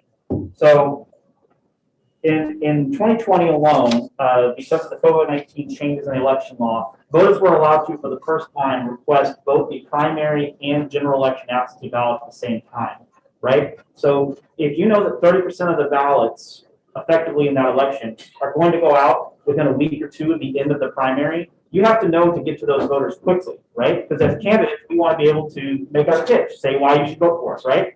And while I understand that there's provision where when somebody sends in an absentee ballot, they can show up to the polls on election day before 6 a.m. and change it, we all know no one does that. We all know that that's just not a thing. It's allowed, but voters don't know they can do it, and they bluntly don't exercise the right. So when you're trying to convince voters to vote for you, you need to know who's going to cast their vote and when. And you know, when people are casting their absentee ballots, you need to get to them early versus people who are going to cast their ballots on election day. You have more time. Does that sufficiently answer that question? Yes, thank you.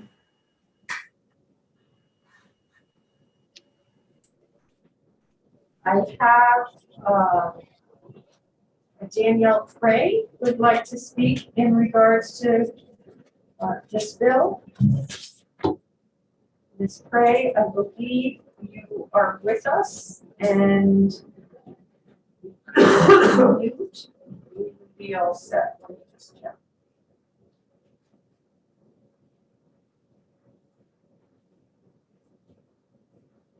Ms. Cray, if you'd like to speak, could you raise your hand? I've lost you on my list. Oh, there you are. I apologize to committee members. We're sort of having discussions about how to do this. Ms. Cray, you should be with us. If you unmute, we will be all set. Sure, I've got it. Good morning. My name is Danielle Prey, and I'm from Amherst. I was a candidate last fall, and I am in support of this bill. I just wanted to give a few of my experiences, or my experience last fall. I did request the absentee ballot list from my town clerk, which was fine. They were great getting it to me, but my charge was a little bit more than the previous speaker. I was charged $1.25 a page, and in our pretty small town of Amherst, 56 pages came to $70, I believe. So I definitely would have preferred an electronic copy and not have to put out funds for that. I was on a pretty limited budget for the run for office, and I think you'll see support all around from everyone that probably a cap on that, or if this bill passes, electronic would be fine, but maybe consider a cap on the cost of paper as well. So that's all I have. Well, thank you very much. Does anybody have any questions for Ms. Cray? I'm not seeing any. Thank you for joining us this morning.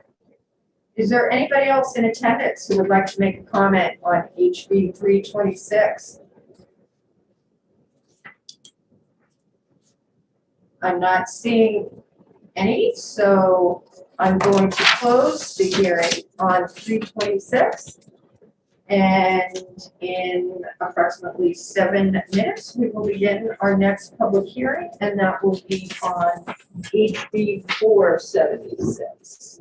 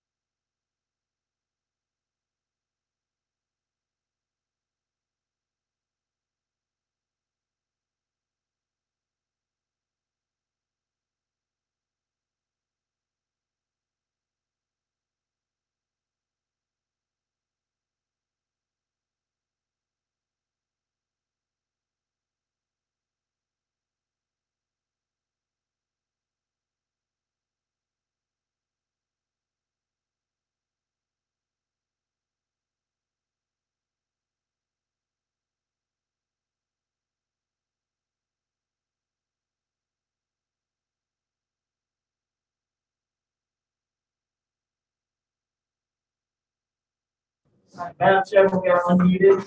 Excellent, thank you.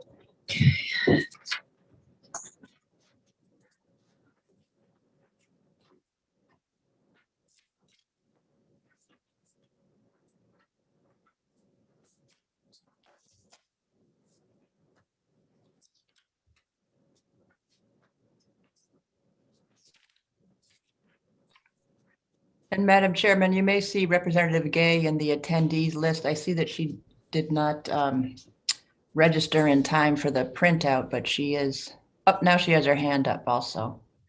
Just making sure you saw her.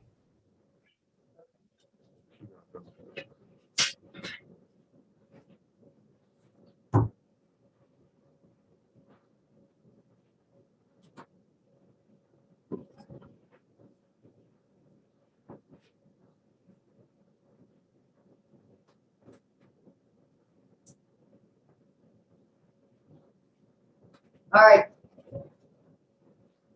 Good morning, everybody. The Election Law Committee is back in session from our recess. It is 11:30. We have a hearing on HB 476.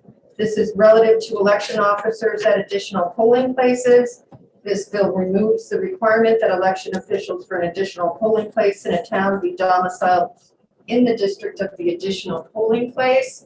We have Representative Betty Gay with us. Representative Gay is the prime sponsor of HB 476.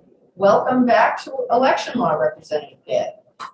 Thank you. My heart, half my heart is there and the other half's in the new committee. So I just presented a bill to transportation for election law.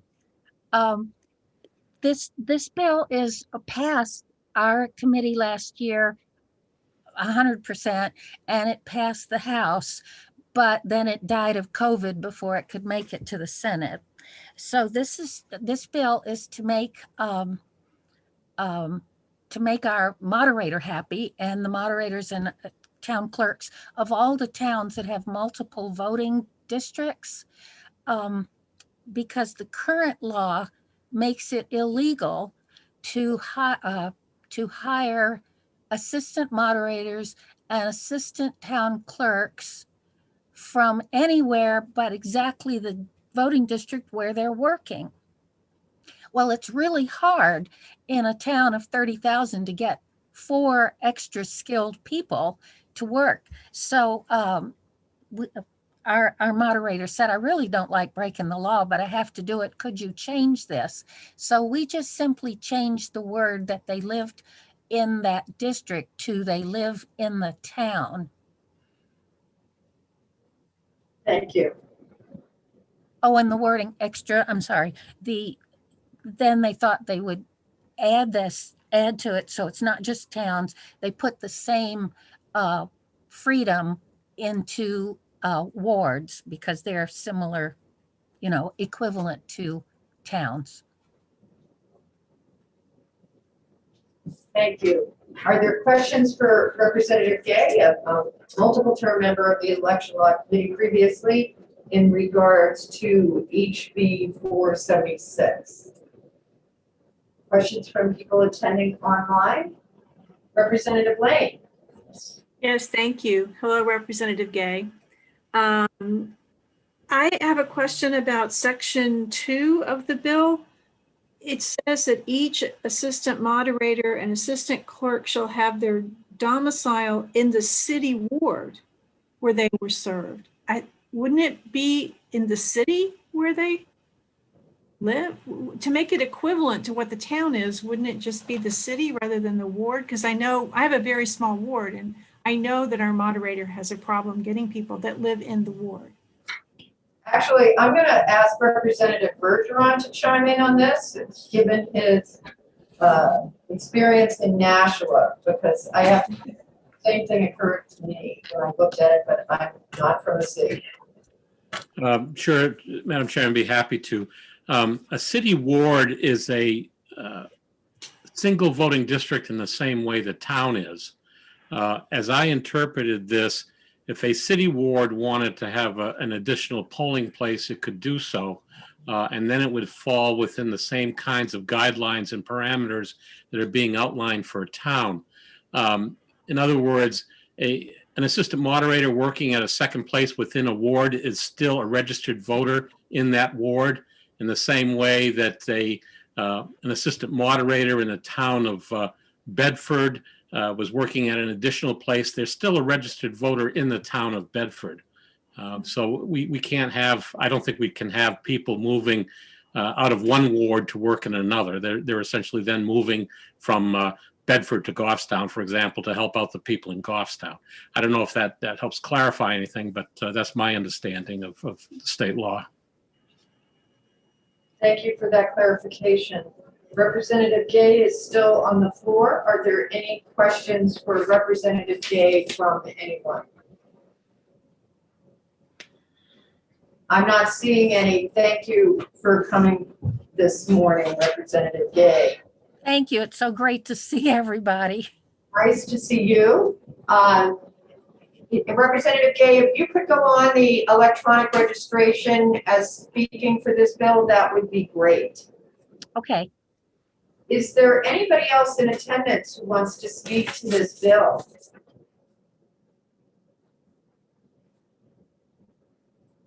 If there is anybody else in attendance, if they could please raise their hand. I'm not seeing anybody, so that completes our testimony this morning on HB 476. So we're going to go into a recess now until 12 o'clock. Again, my apologies.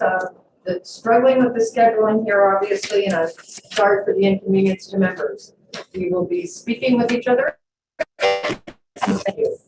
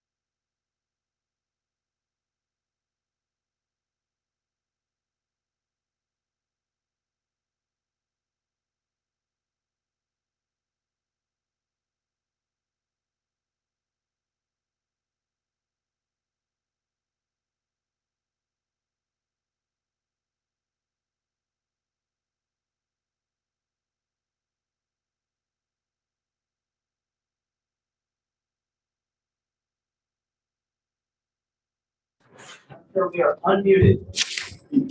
Welcome, everybody, back to the New Hampshire House Election Law public hearings for this date. It is noon, and we have a public hearing scheduled on HB 523.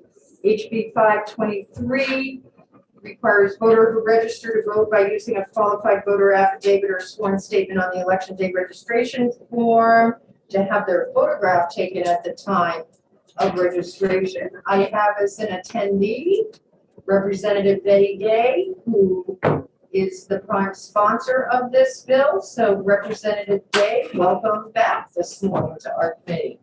Yeah. If you unmute, I think we're all set.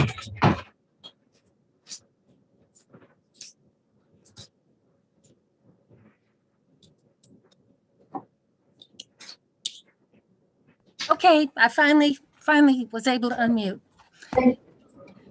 Greetings, everybody. Thank you, Madam Chair. It's a very short bill requiring a person who registers to vote without identification has to have their photo made. And this was inspired because we already know that if you're voting and you don't have a photo ID, you can fill out the same kind of affidavit that you can use to register to vote. And then they want to take your picture, but you can refuse if you can say with a straight face that it's against your religion. And the reason this bill was submitted is there is no current bill, no current RSA right now that requires a photo if you register to vote by using affidavits. And so, excuse me, so this was for two reasons. Number one, to say that you should have a photo. And the other is to say, well, one is to say that's part of the procedure, but the other is to take away that option to say, oh, it's against my religion. I'm sorry, if it's against your religion, bring in some kind of proof of who you are. So I guess that's as simple as it is. You can ask me questions to fill in the holes. Thank you, Representative Gay. Are there members of the committee here who have questions? Members of the committee attending remotely?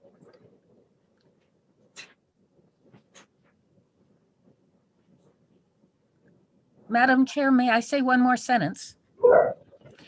Okay, the reason that this is submitted is I was not aware, but I met a new rep who was working at a poll in November, and a group of like college age people came in. He said 20 somethings that he did not recognize. They came in as a group. They said, we want to register. We don't have any ID. None of them claimed to have any ID. So they gave him the affidavits. And then they said, we'll take your picture. And they said, oh no, we don't want to have our picture made. So they got to vote and leave. And so when I talked with, I was checking out the validity of my bills. So when I talked to Deputy Scanlon, he said that should have been reported to us. Is he still here? I'm hoping. Is Deputy Scanlon still here?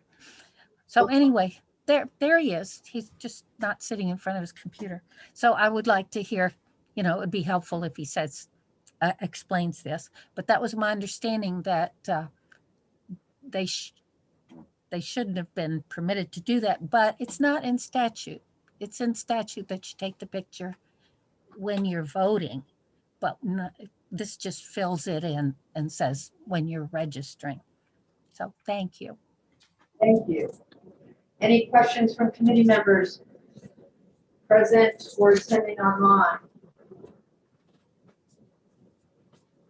So Representative Gay, I think you did summarize what I understand the bill to do as compared to the current photo requirement when you vote without an ID. This is a photo requirement for when you register without a voter ID. regardless of the applicant, correct? Yes. Okay.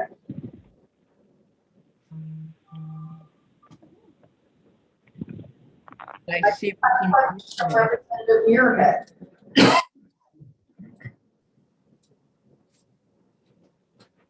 Representative. Thank you. Thank you, Madam Chair. I just had a quick question about that anecdote concerning the 20-somethings. What town or polling place did that happen at, and according to the representative who conveyed the story? Thank you. Madam Chair? Go ahead, Representative Gay. Well, I'm sorry, I don't know. I didn't ask him when he told us. All right. Also, I should have called him and asked him to call in today. All right, thank you. Representative Bergeron. Yes, thank you, Madam Chairman. Representative Gay, welcome back. Just a quick question. Is it your intention that this voter would have his or her photo taken twice, once at the voter registration table, and then have to go through the process again at the checklist table? Or is it your intent that it's just done once, but it's done at the voter registration table first or only? Well, I wish I had thought of that because it would be silly to take the picture twice. But if they do have to attach the photo, it's like Polaroids. It's a different brand. But I did learn that the state provided the cameras, and that's what's in the they still have the cameras. Deputy Scanlon did his best to make a guess at how many they'd have to replace, as well as the cost of the film. You do attach the picture to the document. So for a person who is registering and then voting, I guess they would have to take the picture twice because there would be two documents. But Okay. That's not really my field. That's really a moderator question. Okay, thank you. Further questions from committee members?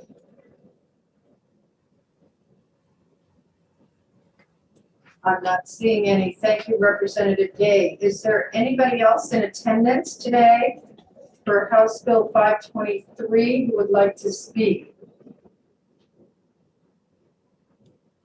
Madam Chair, if I might, this is David Scanlon, Deputy Secretary of State.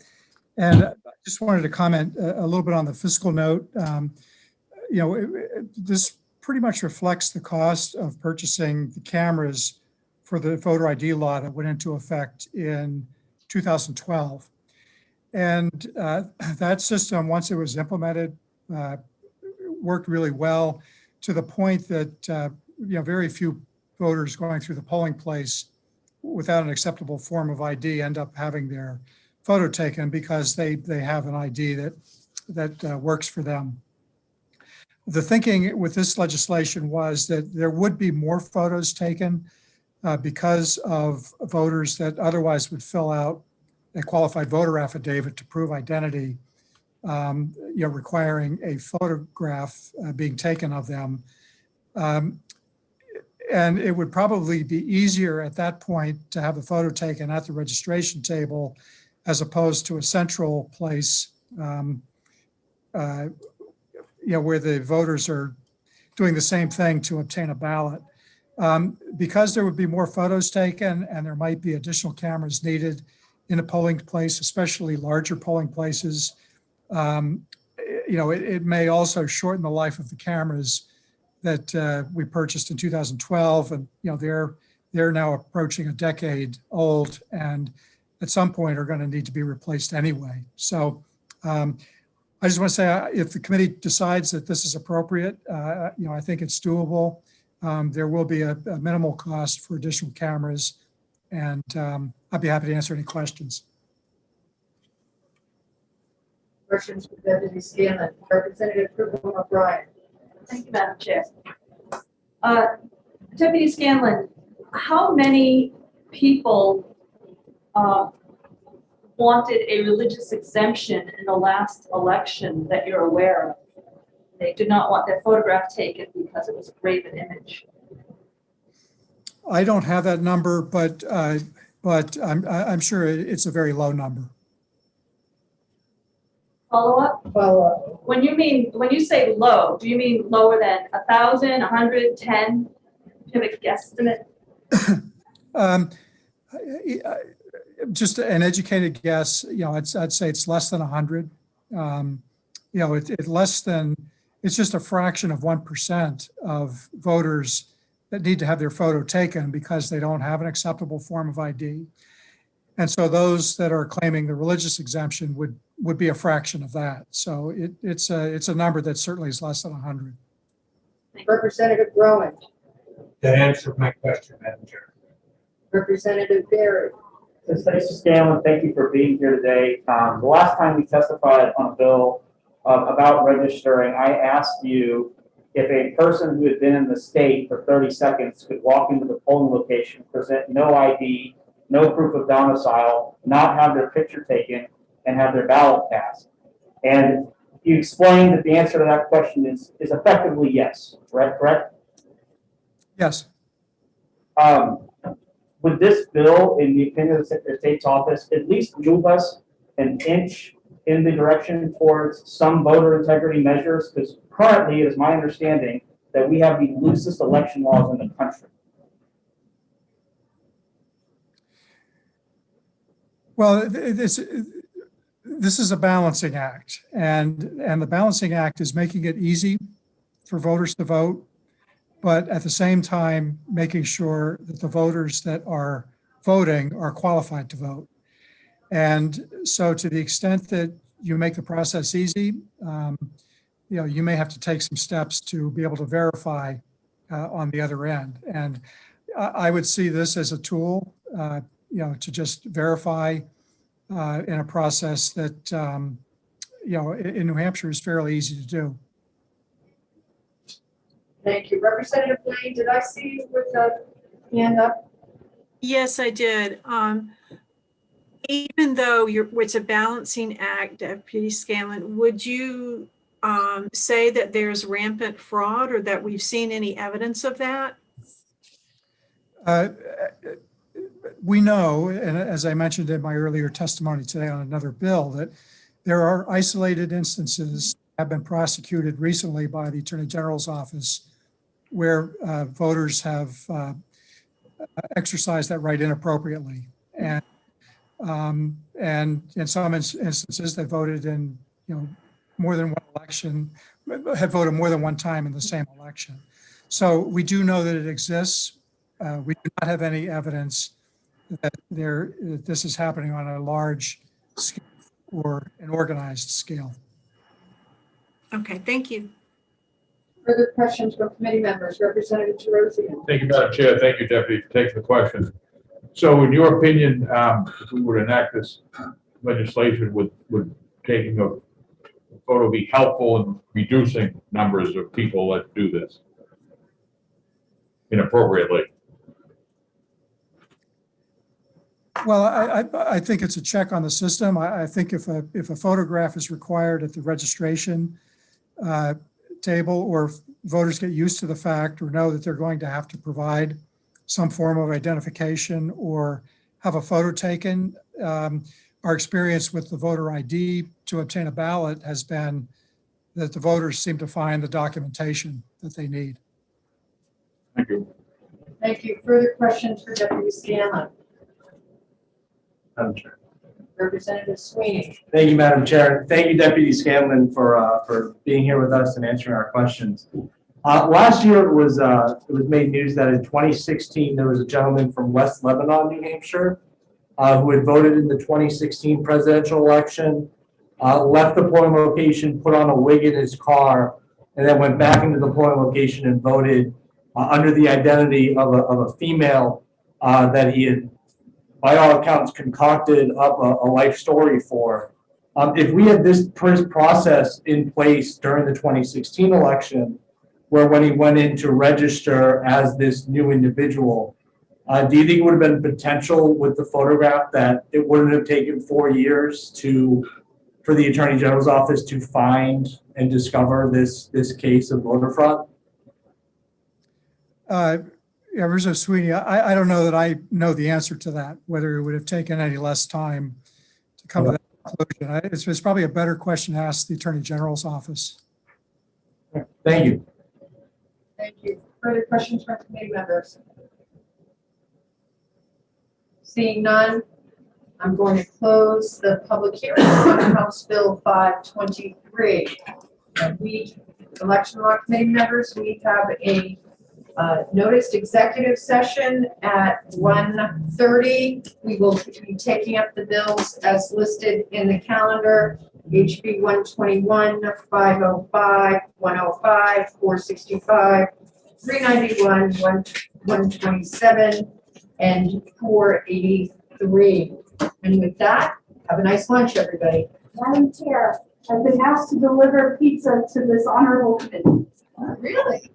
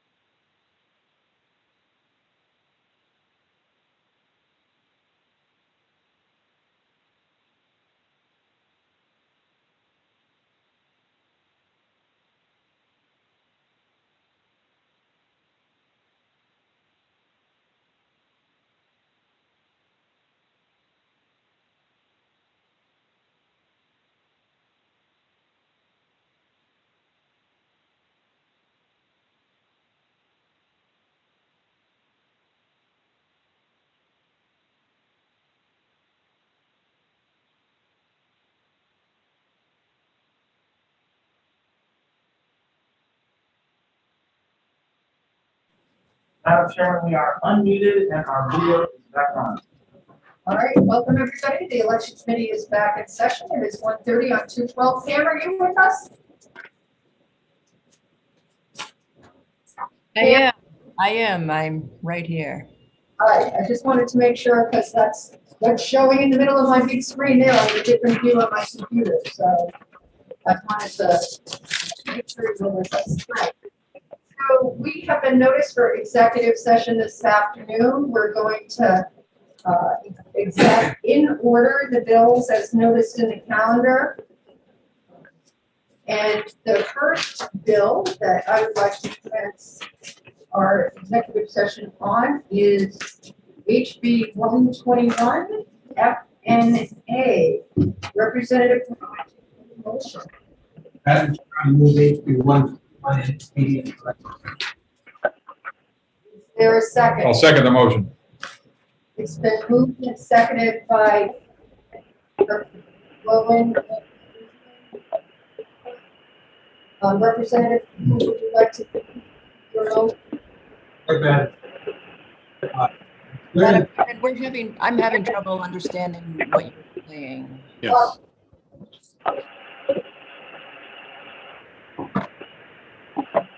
Me or Representative Rowan, you were having a hard time understanding? Madam Chairman. Now I can't hear you. I could not understand you. I couldn't understand who was making the motions. I'm sorry, let's go back. I turned, this little red light was on and I turned it off at lunchtime and I forgot to turn it back on, that's fine. Representative Rowan, ITL, seconded by Representative Bougie.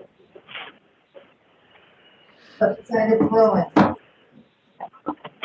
Madam Chair and fellow committee members, the clear intent of the United States Constitution is that individual state constitutions establish the laws governing their elections, including the establishment of voting districts for elected officers.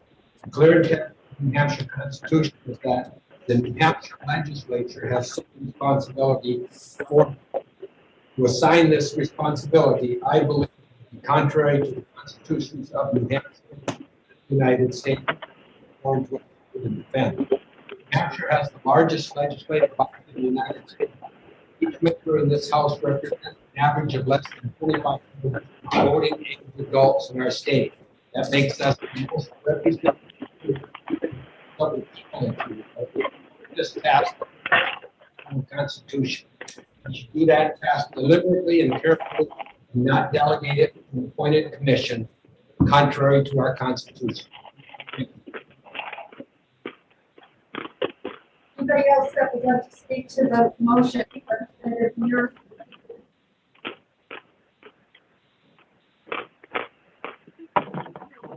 I'm looking at people who are unmuted. Representative Bergeron, you're unmuted. Would you like to speak to the motion? No, I'm sorry, Madam Chair. I had my hand up because I wasn't hearing the speakers. And in fact, I'm still having trouble hearing some of the speakers.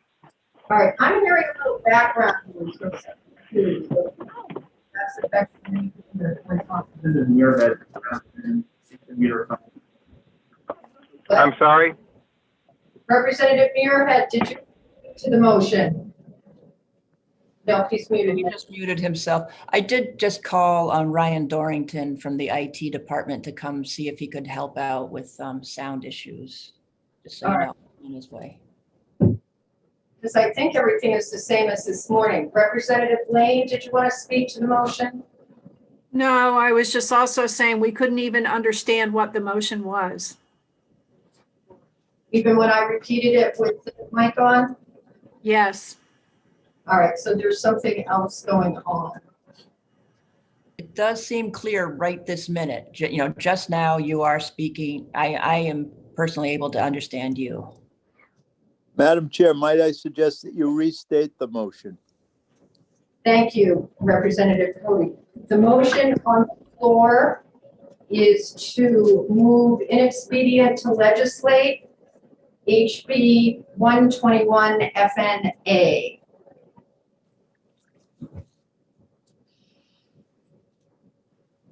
sort of watching the door to see if he appears. Is there anybody who would like to speak to this motion? I'm not seeing anyone, so therefore I'm going to ask the clerk to call the roll. Representative Wells. Yes, I go yes. Representative McDonald, Yes. Representative O'Brien, Yes. Representative Sweeney, Yes. Representative Hayward, Yes. Representative Mooney, Yes.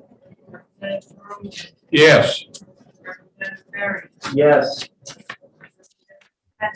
Brown, Yes. Representative Whaley. Yes.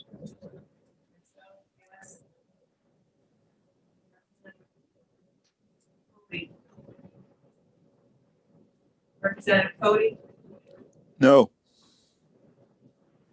Representative Ward, No.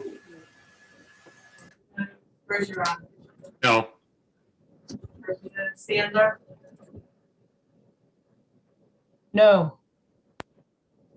Representative Hammer, Hamer, no. Representative Lane, No. Representative Freitas, No. Representative Hamblett, No. Representative He needs to unmute, he's on the phone. I'm not sure he. No, I'm sorry, I did not hear my name. I think it might be, if you ask for Representative Muirhead, it's no. Thank you. Thank you, Representative. Representative Chairman Griffin, Yes.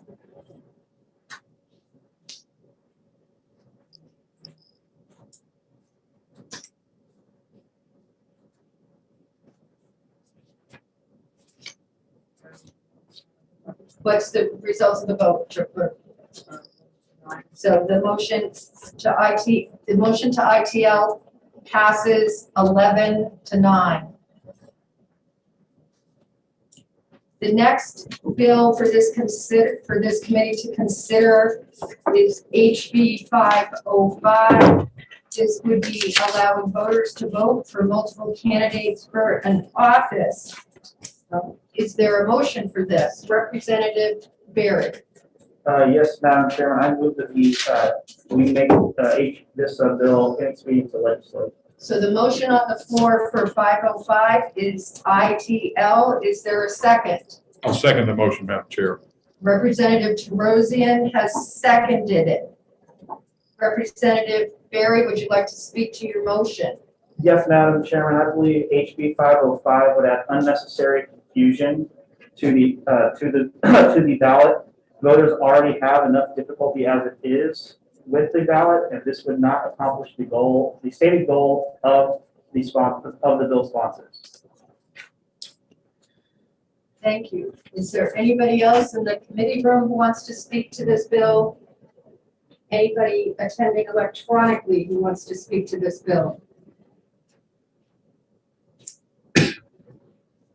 I'm not seeing any hands or anybody indicating they want to speak, so I'm going to ask the clerk to call the roll. The motion is inexpedient to legislate, HB 505. Representative McDonald, Yes. Representative O'Brien, Yes. Representative Sweeney, Yes. Representative Hayward, Yes. Representative Mooney, Yes. Representative Ruth, Yes. Representative Berry, Yes. Representative Brown, Yes. Representative Whaley, Yes. Representative Cody, Yes. Representative Ward, Yes. Representative Bergeron, Was that Bergeron? I'm sorry. Representative Bergeron, Yes. Representative Sandler, Representative Sandler, Did you say Hamblett? Representative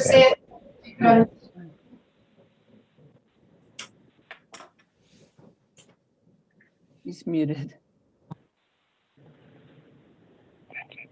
Are we on Hamlet or Sandler? Got it. Yes. Thank you, Representative Sandler. Okay, Representative Hammer. Hamer, yes. Hammer.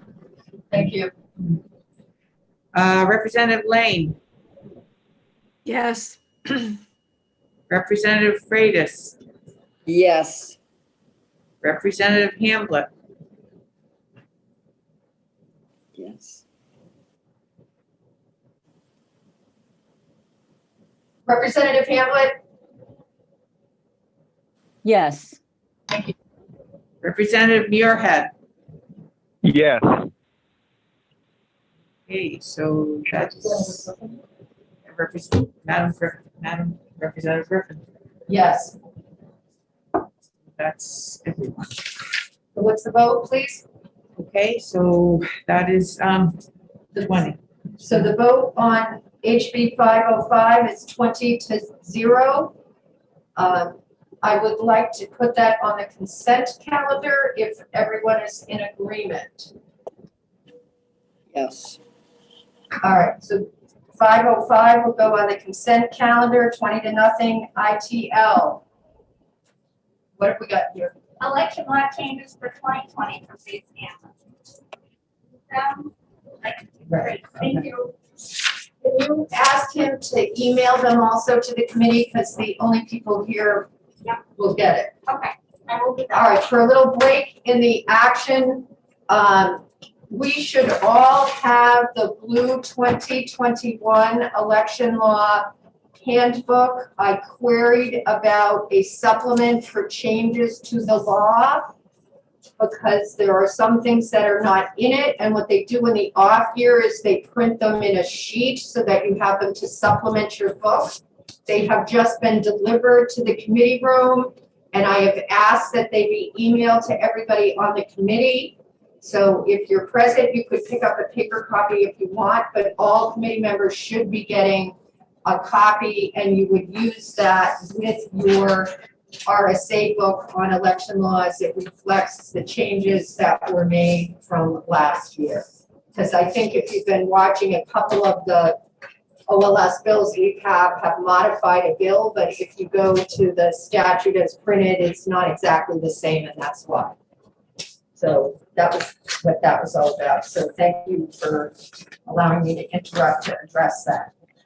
The next item is House Bill 105.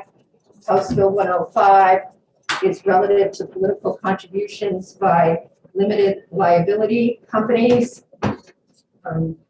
Is there a motion on House Bill HB 105?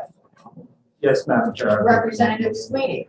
Yes, Madam Chair, I move that HB 105 is inexpedient to legislate. Is there a second? I'll second that, Madam Chairman. So HB 105 has been moved to ITL by Representative Sweeney, and it has been seconded by Representative McDonald. Representative Sweeney, would you like to speak to your motion? Yes, thank you, Madam Chair. The state of New Hampshire does not track or list the membership of registered LLCs, and therefore this proposed change would not be enforceable. Further, in numerous United States Supreme Court decisions, campaign contributions have been seen as an act of free speech protected under the First Amendment of the United States Constitution. Therefore, we as the House Election Law Committee and as a legislative body should avoid placing any further limits on our current system of campaign finance and ensure that entities such as LLCs can continue to practice their political autonomy and expression as currently allowed. Thank you. Is there anyone else who'd like to speak to the motion on the floor, which is ITL HB 105?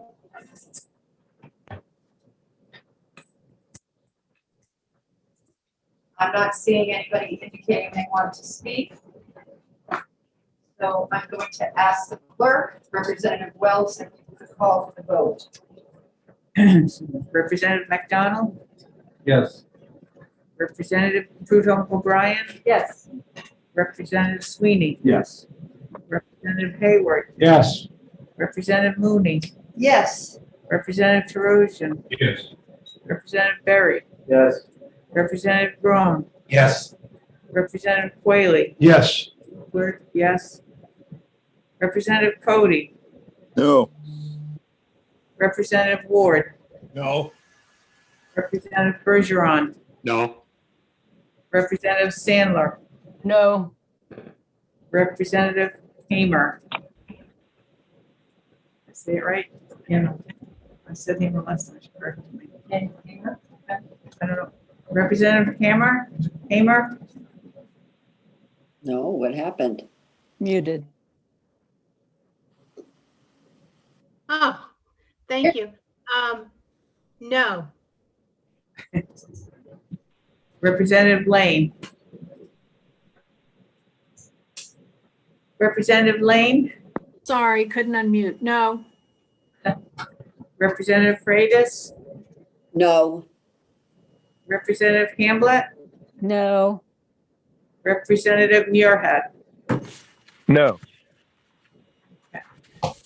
Representative Griffin? Yes.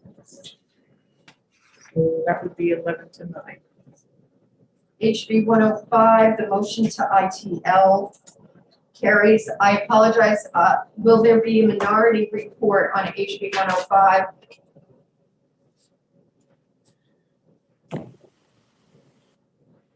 Yes, Madam Chair, I believe so. And for 121 also, I would believe so.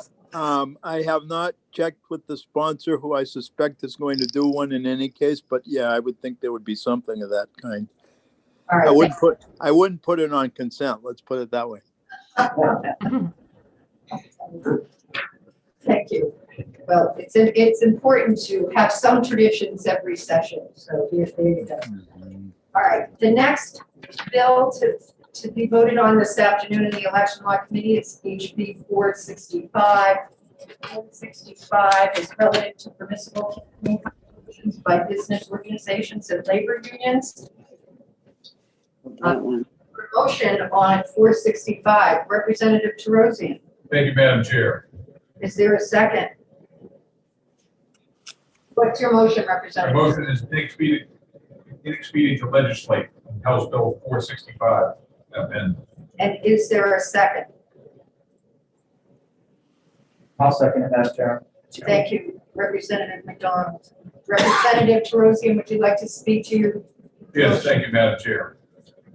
For some of the reasons you just heard on House Bill 105, this bill was problematic. As you heard, the Supreme Court has ruled in the past on free speech implications. If this bill would have passed, we most certainly would see lawsuits triggered against the state of New Hampshire. It doesn't treat all parties in an equal manner. There's certain carve-outs of labor unions, in comparison to what the LLCs could do, and also there's exemptions for sole proprietorships. So for that reason, I recommend that we vote inexpedient legislate on House Bill 465. Thank you. Thank you. Is there anybody else that wishes to speak to the motion for 465? Nobody in person, anybody online? I'm not seeing anything. I'm going to ask the clerk to call for the vote. Representative McDonald. Yes. Representative Prudhomme O'Brien. Yes. Representative Sweeney. Yes. Representative Hayward. Yes. Representative Mooney. Yes. Representative Terosian. Yes.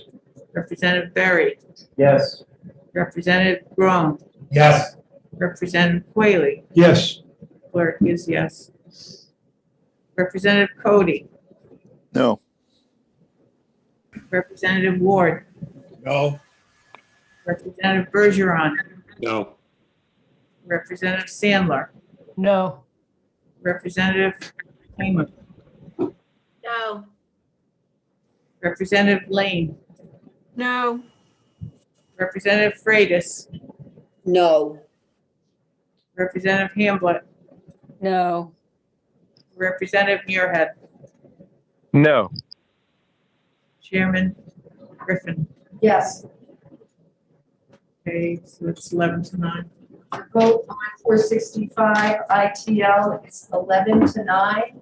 Will there be a minority report? Once again, Madam Chair, I've not checked with the sponsor, but in terms of the priorities of the bills of this day, you won't see my name on one. Thank you. We need to see.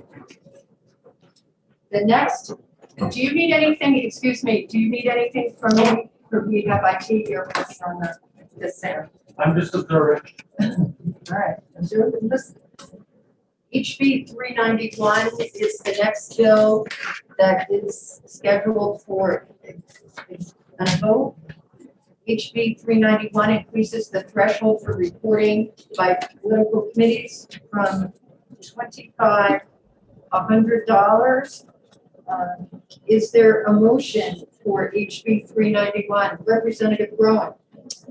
Madam Chair, I move we vote HB 391 on to pass. Is there a second? I'll second, Madam Chair. Representative Terosian seconds. Would you like to speak to your motion, Representative Rowan? Yes, Madam Chair. Our current law requires any contribution above $25 to be reported. This limit has been in place since 1984. The purpose of this legislation is to report potential financial influence on elections. I think we can all agree that in light of the funding levels of elections today, a single or aggregate contribution of $100 does not represent undue influence on elections. This bill will also reduce the burden of reporting by campaigns, and especially in the House where many campaigns have very small contributions. Thank you, Madam Chair. Thank you, Representative. Does anybody else wish to speak to the motion? Anybody along electronically? I'm not seeing anybody indicating they want to speak further to the motion. I'm going to ask the clerk to call the roll, please. Representative McDonald? So this, just for clarification, this is HB 391 and the motion is OTP. Representative McDonald? Yes. Prudhomme O'Brien? Yes. Representative Sweeney? Yes. Representative Hayward? Yes. Representative Mooney? Yes. Representative Terosian? Yes. Representative Berry? Yes. Representative Grown? Yes. Whaley? Yes. Clerk, yes. Representative Cody? No. Representative Wood? No. Representative Bergeron? No. Representative Sandler? No. Representative Hamer?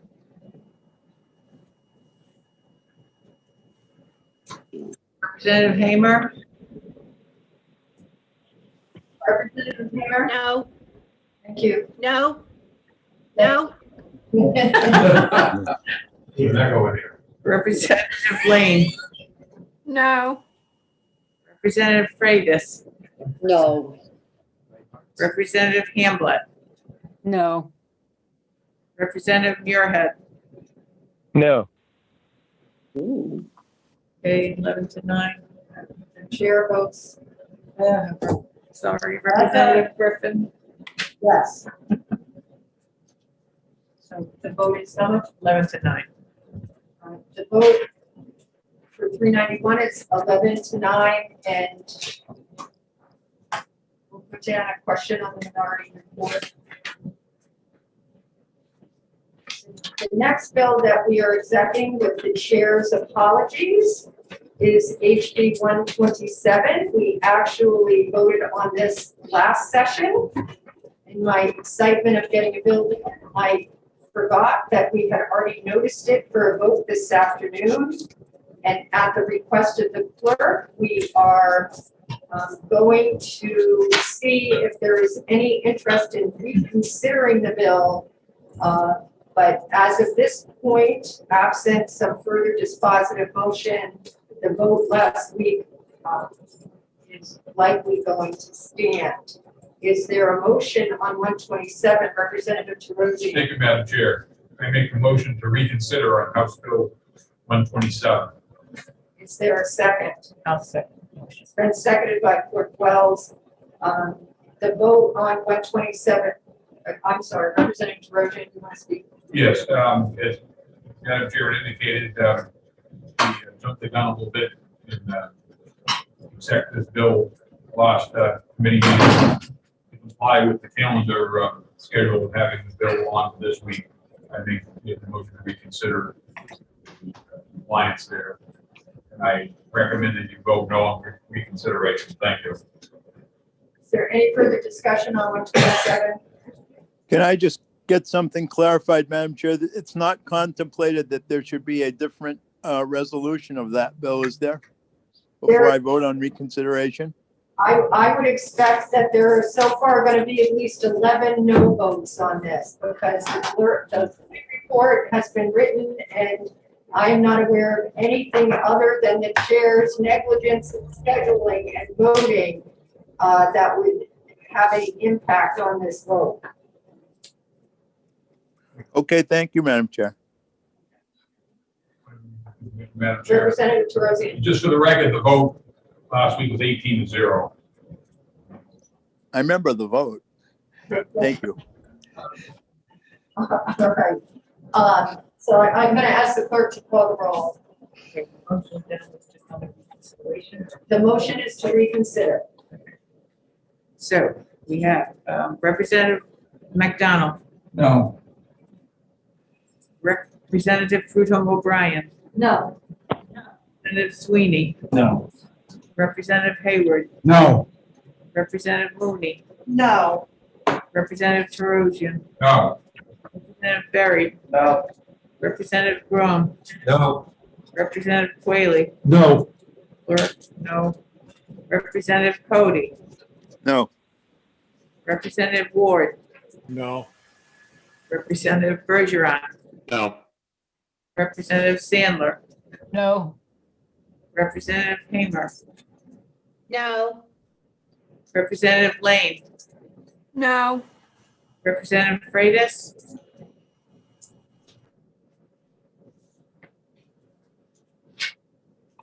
Representative Freitas, I believe she's saying no. Sorry, no, no. Representative Hamlet, No. Representative Muirhead. No. Okay. Representative Griffin, No. that's the 20. So the motion to reconsider is 20-0. We do not need to write anything further for the calendar. The only thing in the calendar will be the original vote. Thank you, everybody, for your indulgence on that. I apologize. The next item is HB 483. 483 in giving certain political advertising. This bill was introduced by the sponsor. Is there a motion on 483, Representative Torossian? Thank you, Madam Chair. Make a motion that House Bill 483 is in its expedient to legislate. Is there a second? I second the motion. Representative Quayle seconds the motion. So the motion on the floor for 483 is inexpedient to legislate. Representative Torossian, would you like to speak to your motion? Yes, thank you, Madam Chair. This bill for me was problematic in that it basically restricted a candidate, if he had been an incumbent, from free speech and what or how he may have voted on some legislation. So this bill, if we pass it, would violate the First Amendment right of a new candidate by not allowing him to say how they might have voted or would vote on an issue, but allowing another candidate that was an incumbent to have that right. So it would certainly create an unfair or uneven playing field in the first violation. So for that reason, I recommend we vote to legislate. Thank you. Would anybody else like to speak to this bill? Representative Fruto O'Brien. Thank you. I started off feeling very sympathetic to this bill because in my own election, I experienced a situation where a letter was sent out full of inaccuracies about my own record. And one of them, for example, was that I voted against Granite Hammer when I actually voted in favor of Granite Hammer. So I was sympathetic to this bill, but people can check that record of mine. And there were other things in here that they can't check that is kind of crazy. But people could also call me. So they could check that with this situation.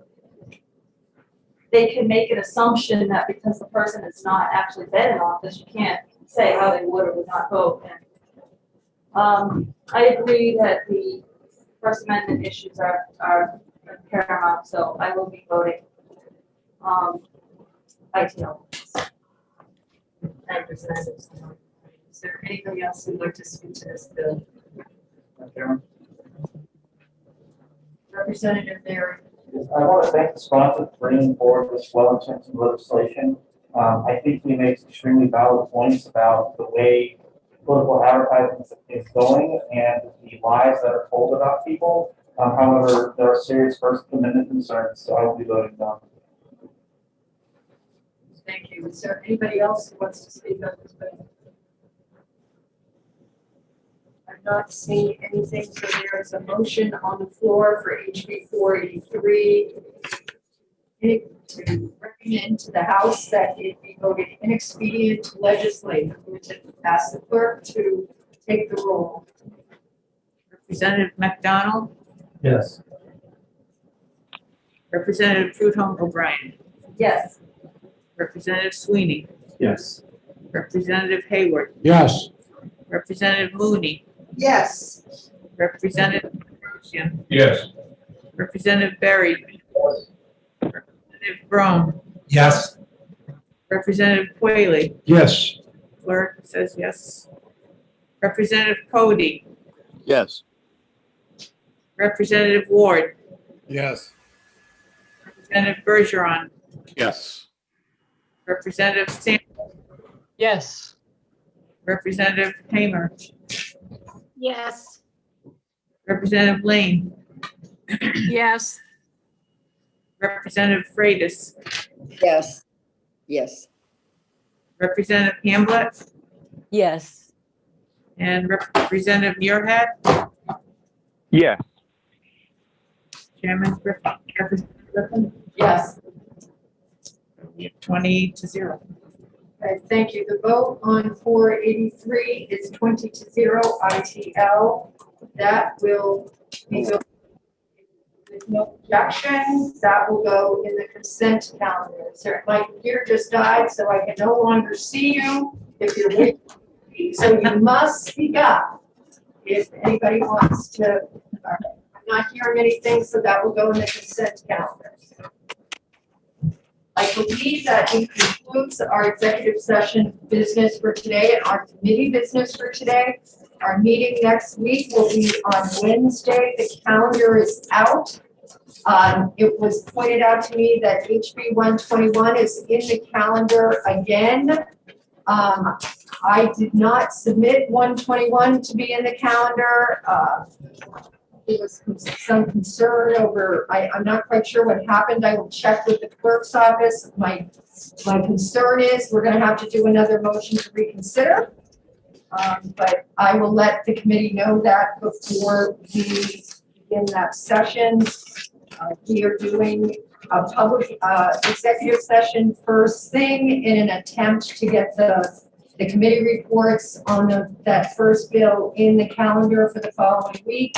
We will have public hearings and then we will have executive session again in the afternoon. If anything else comes up in the meantime, please let me know and I will let you know in regards to the process in the day. Does anybody have any other questions before we adjourn this afternoon? I'm not seeing anything. We are adjourned. Thank you very much, everybody, and have a nice weekend.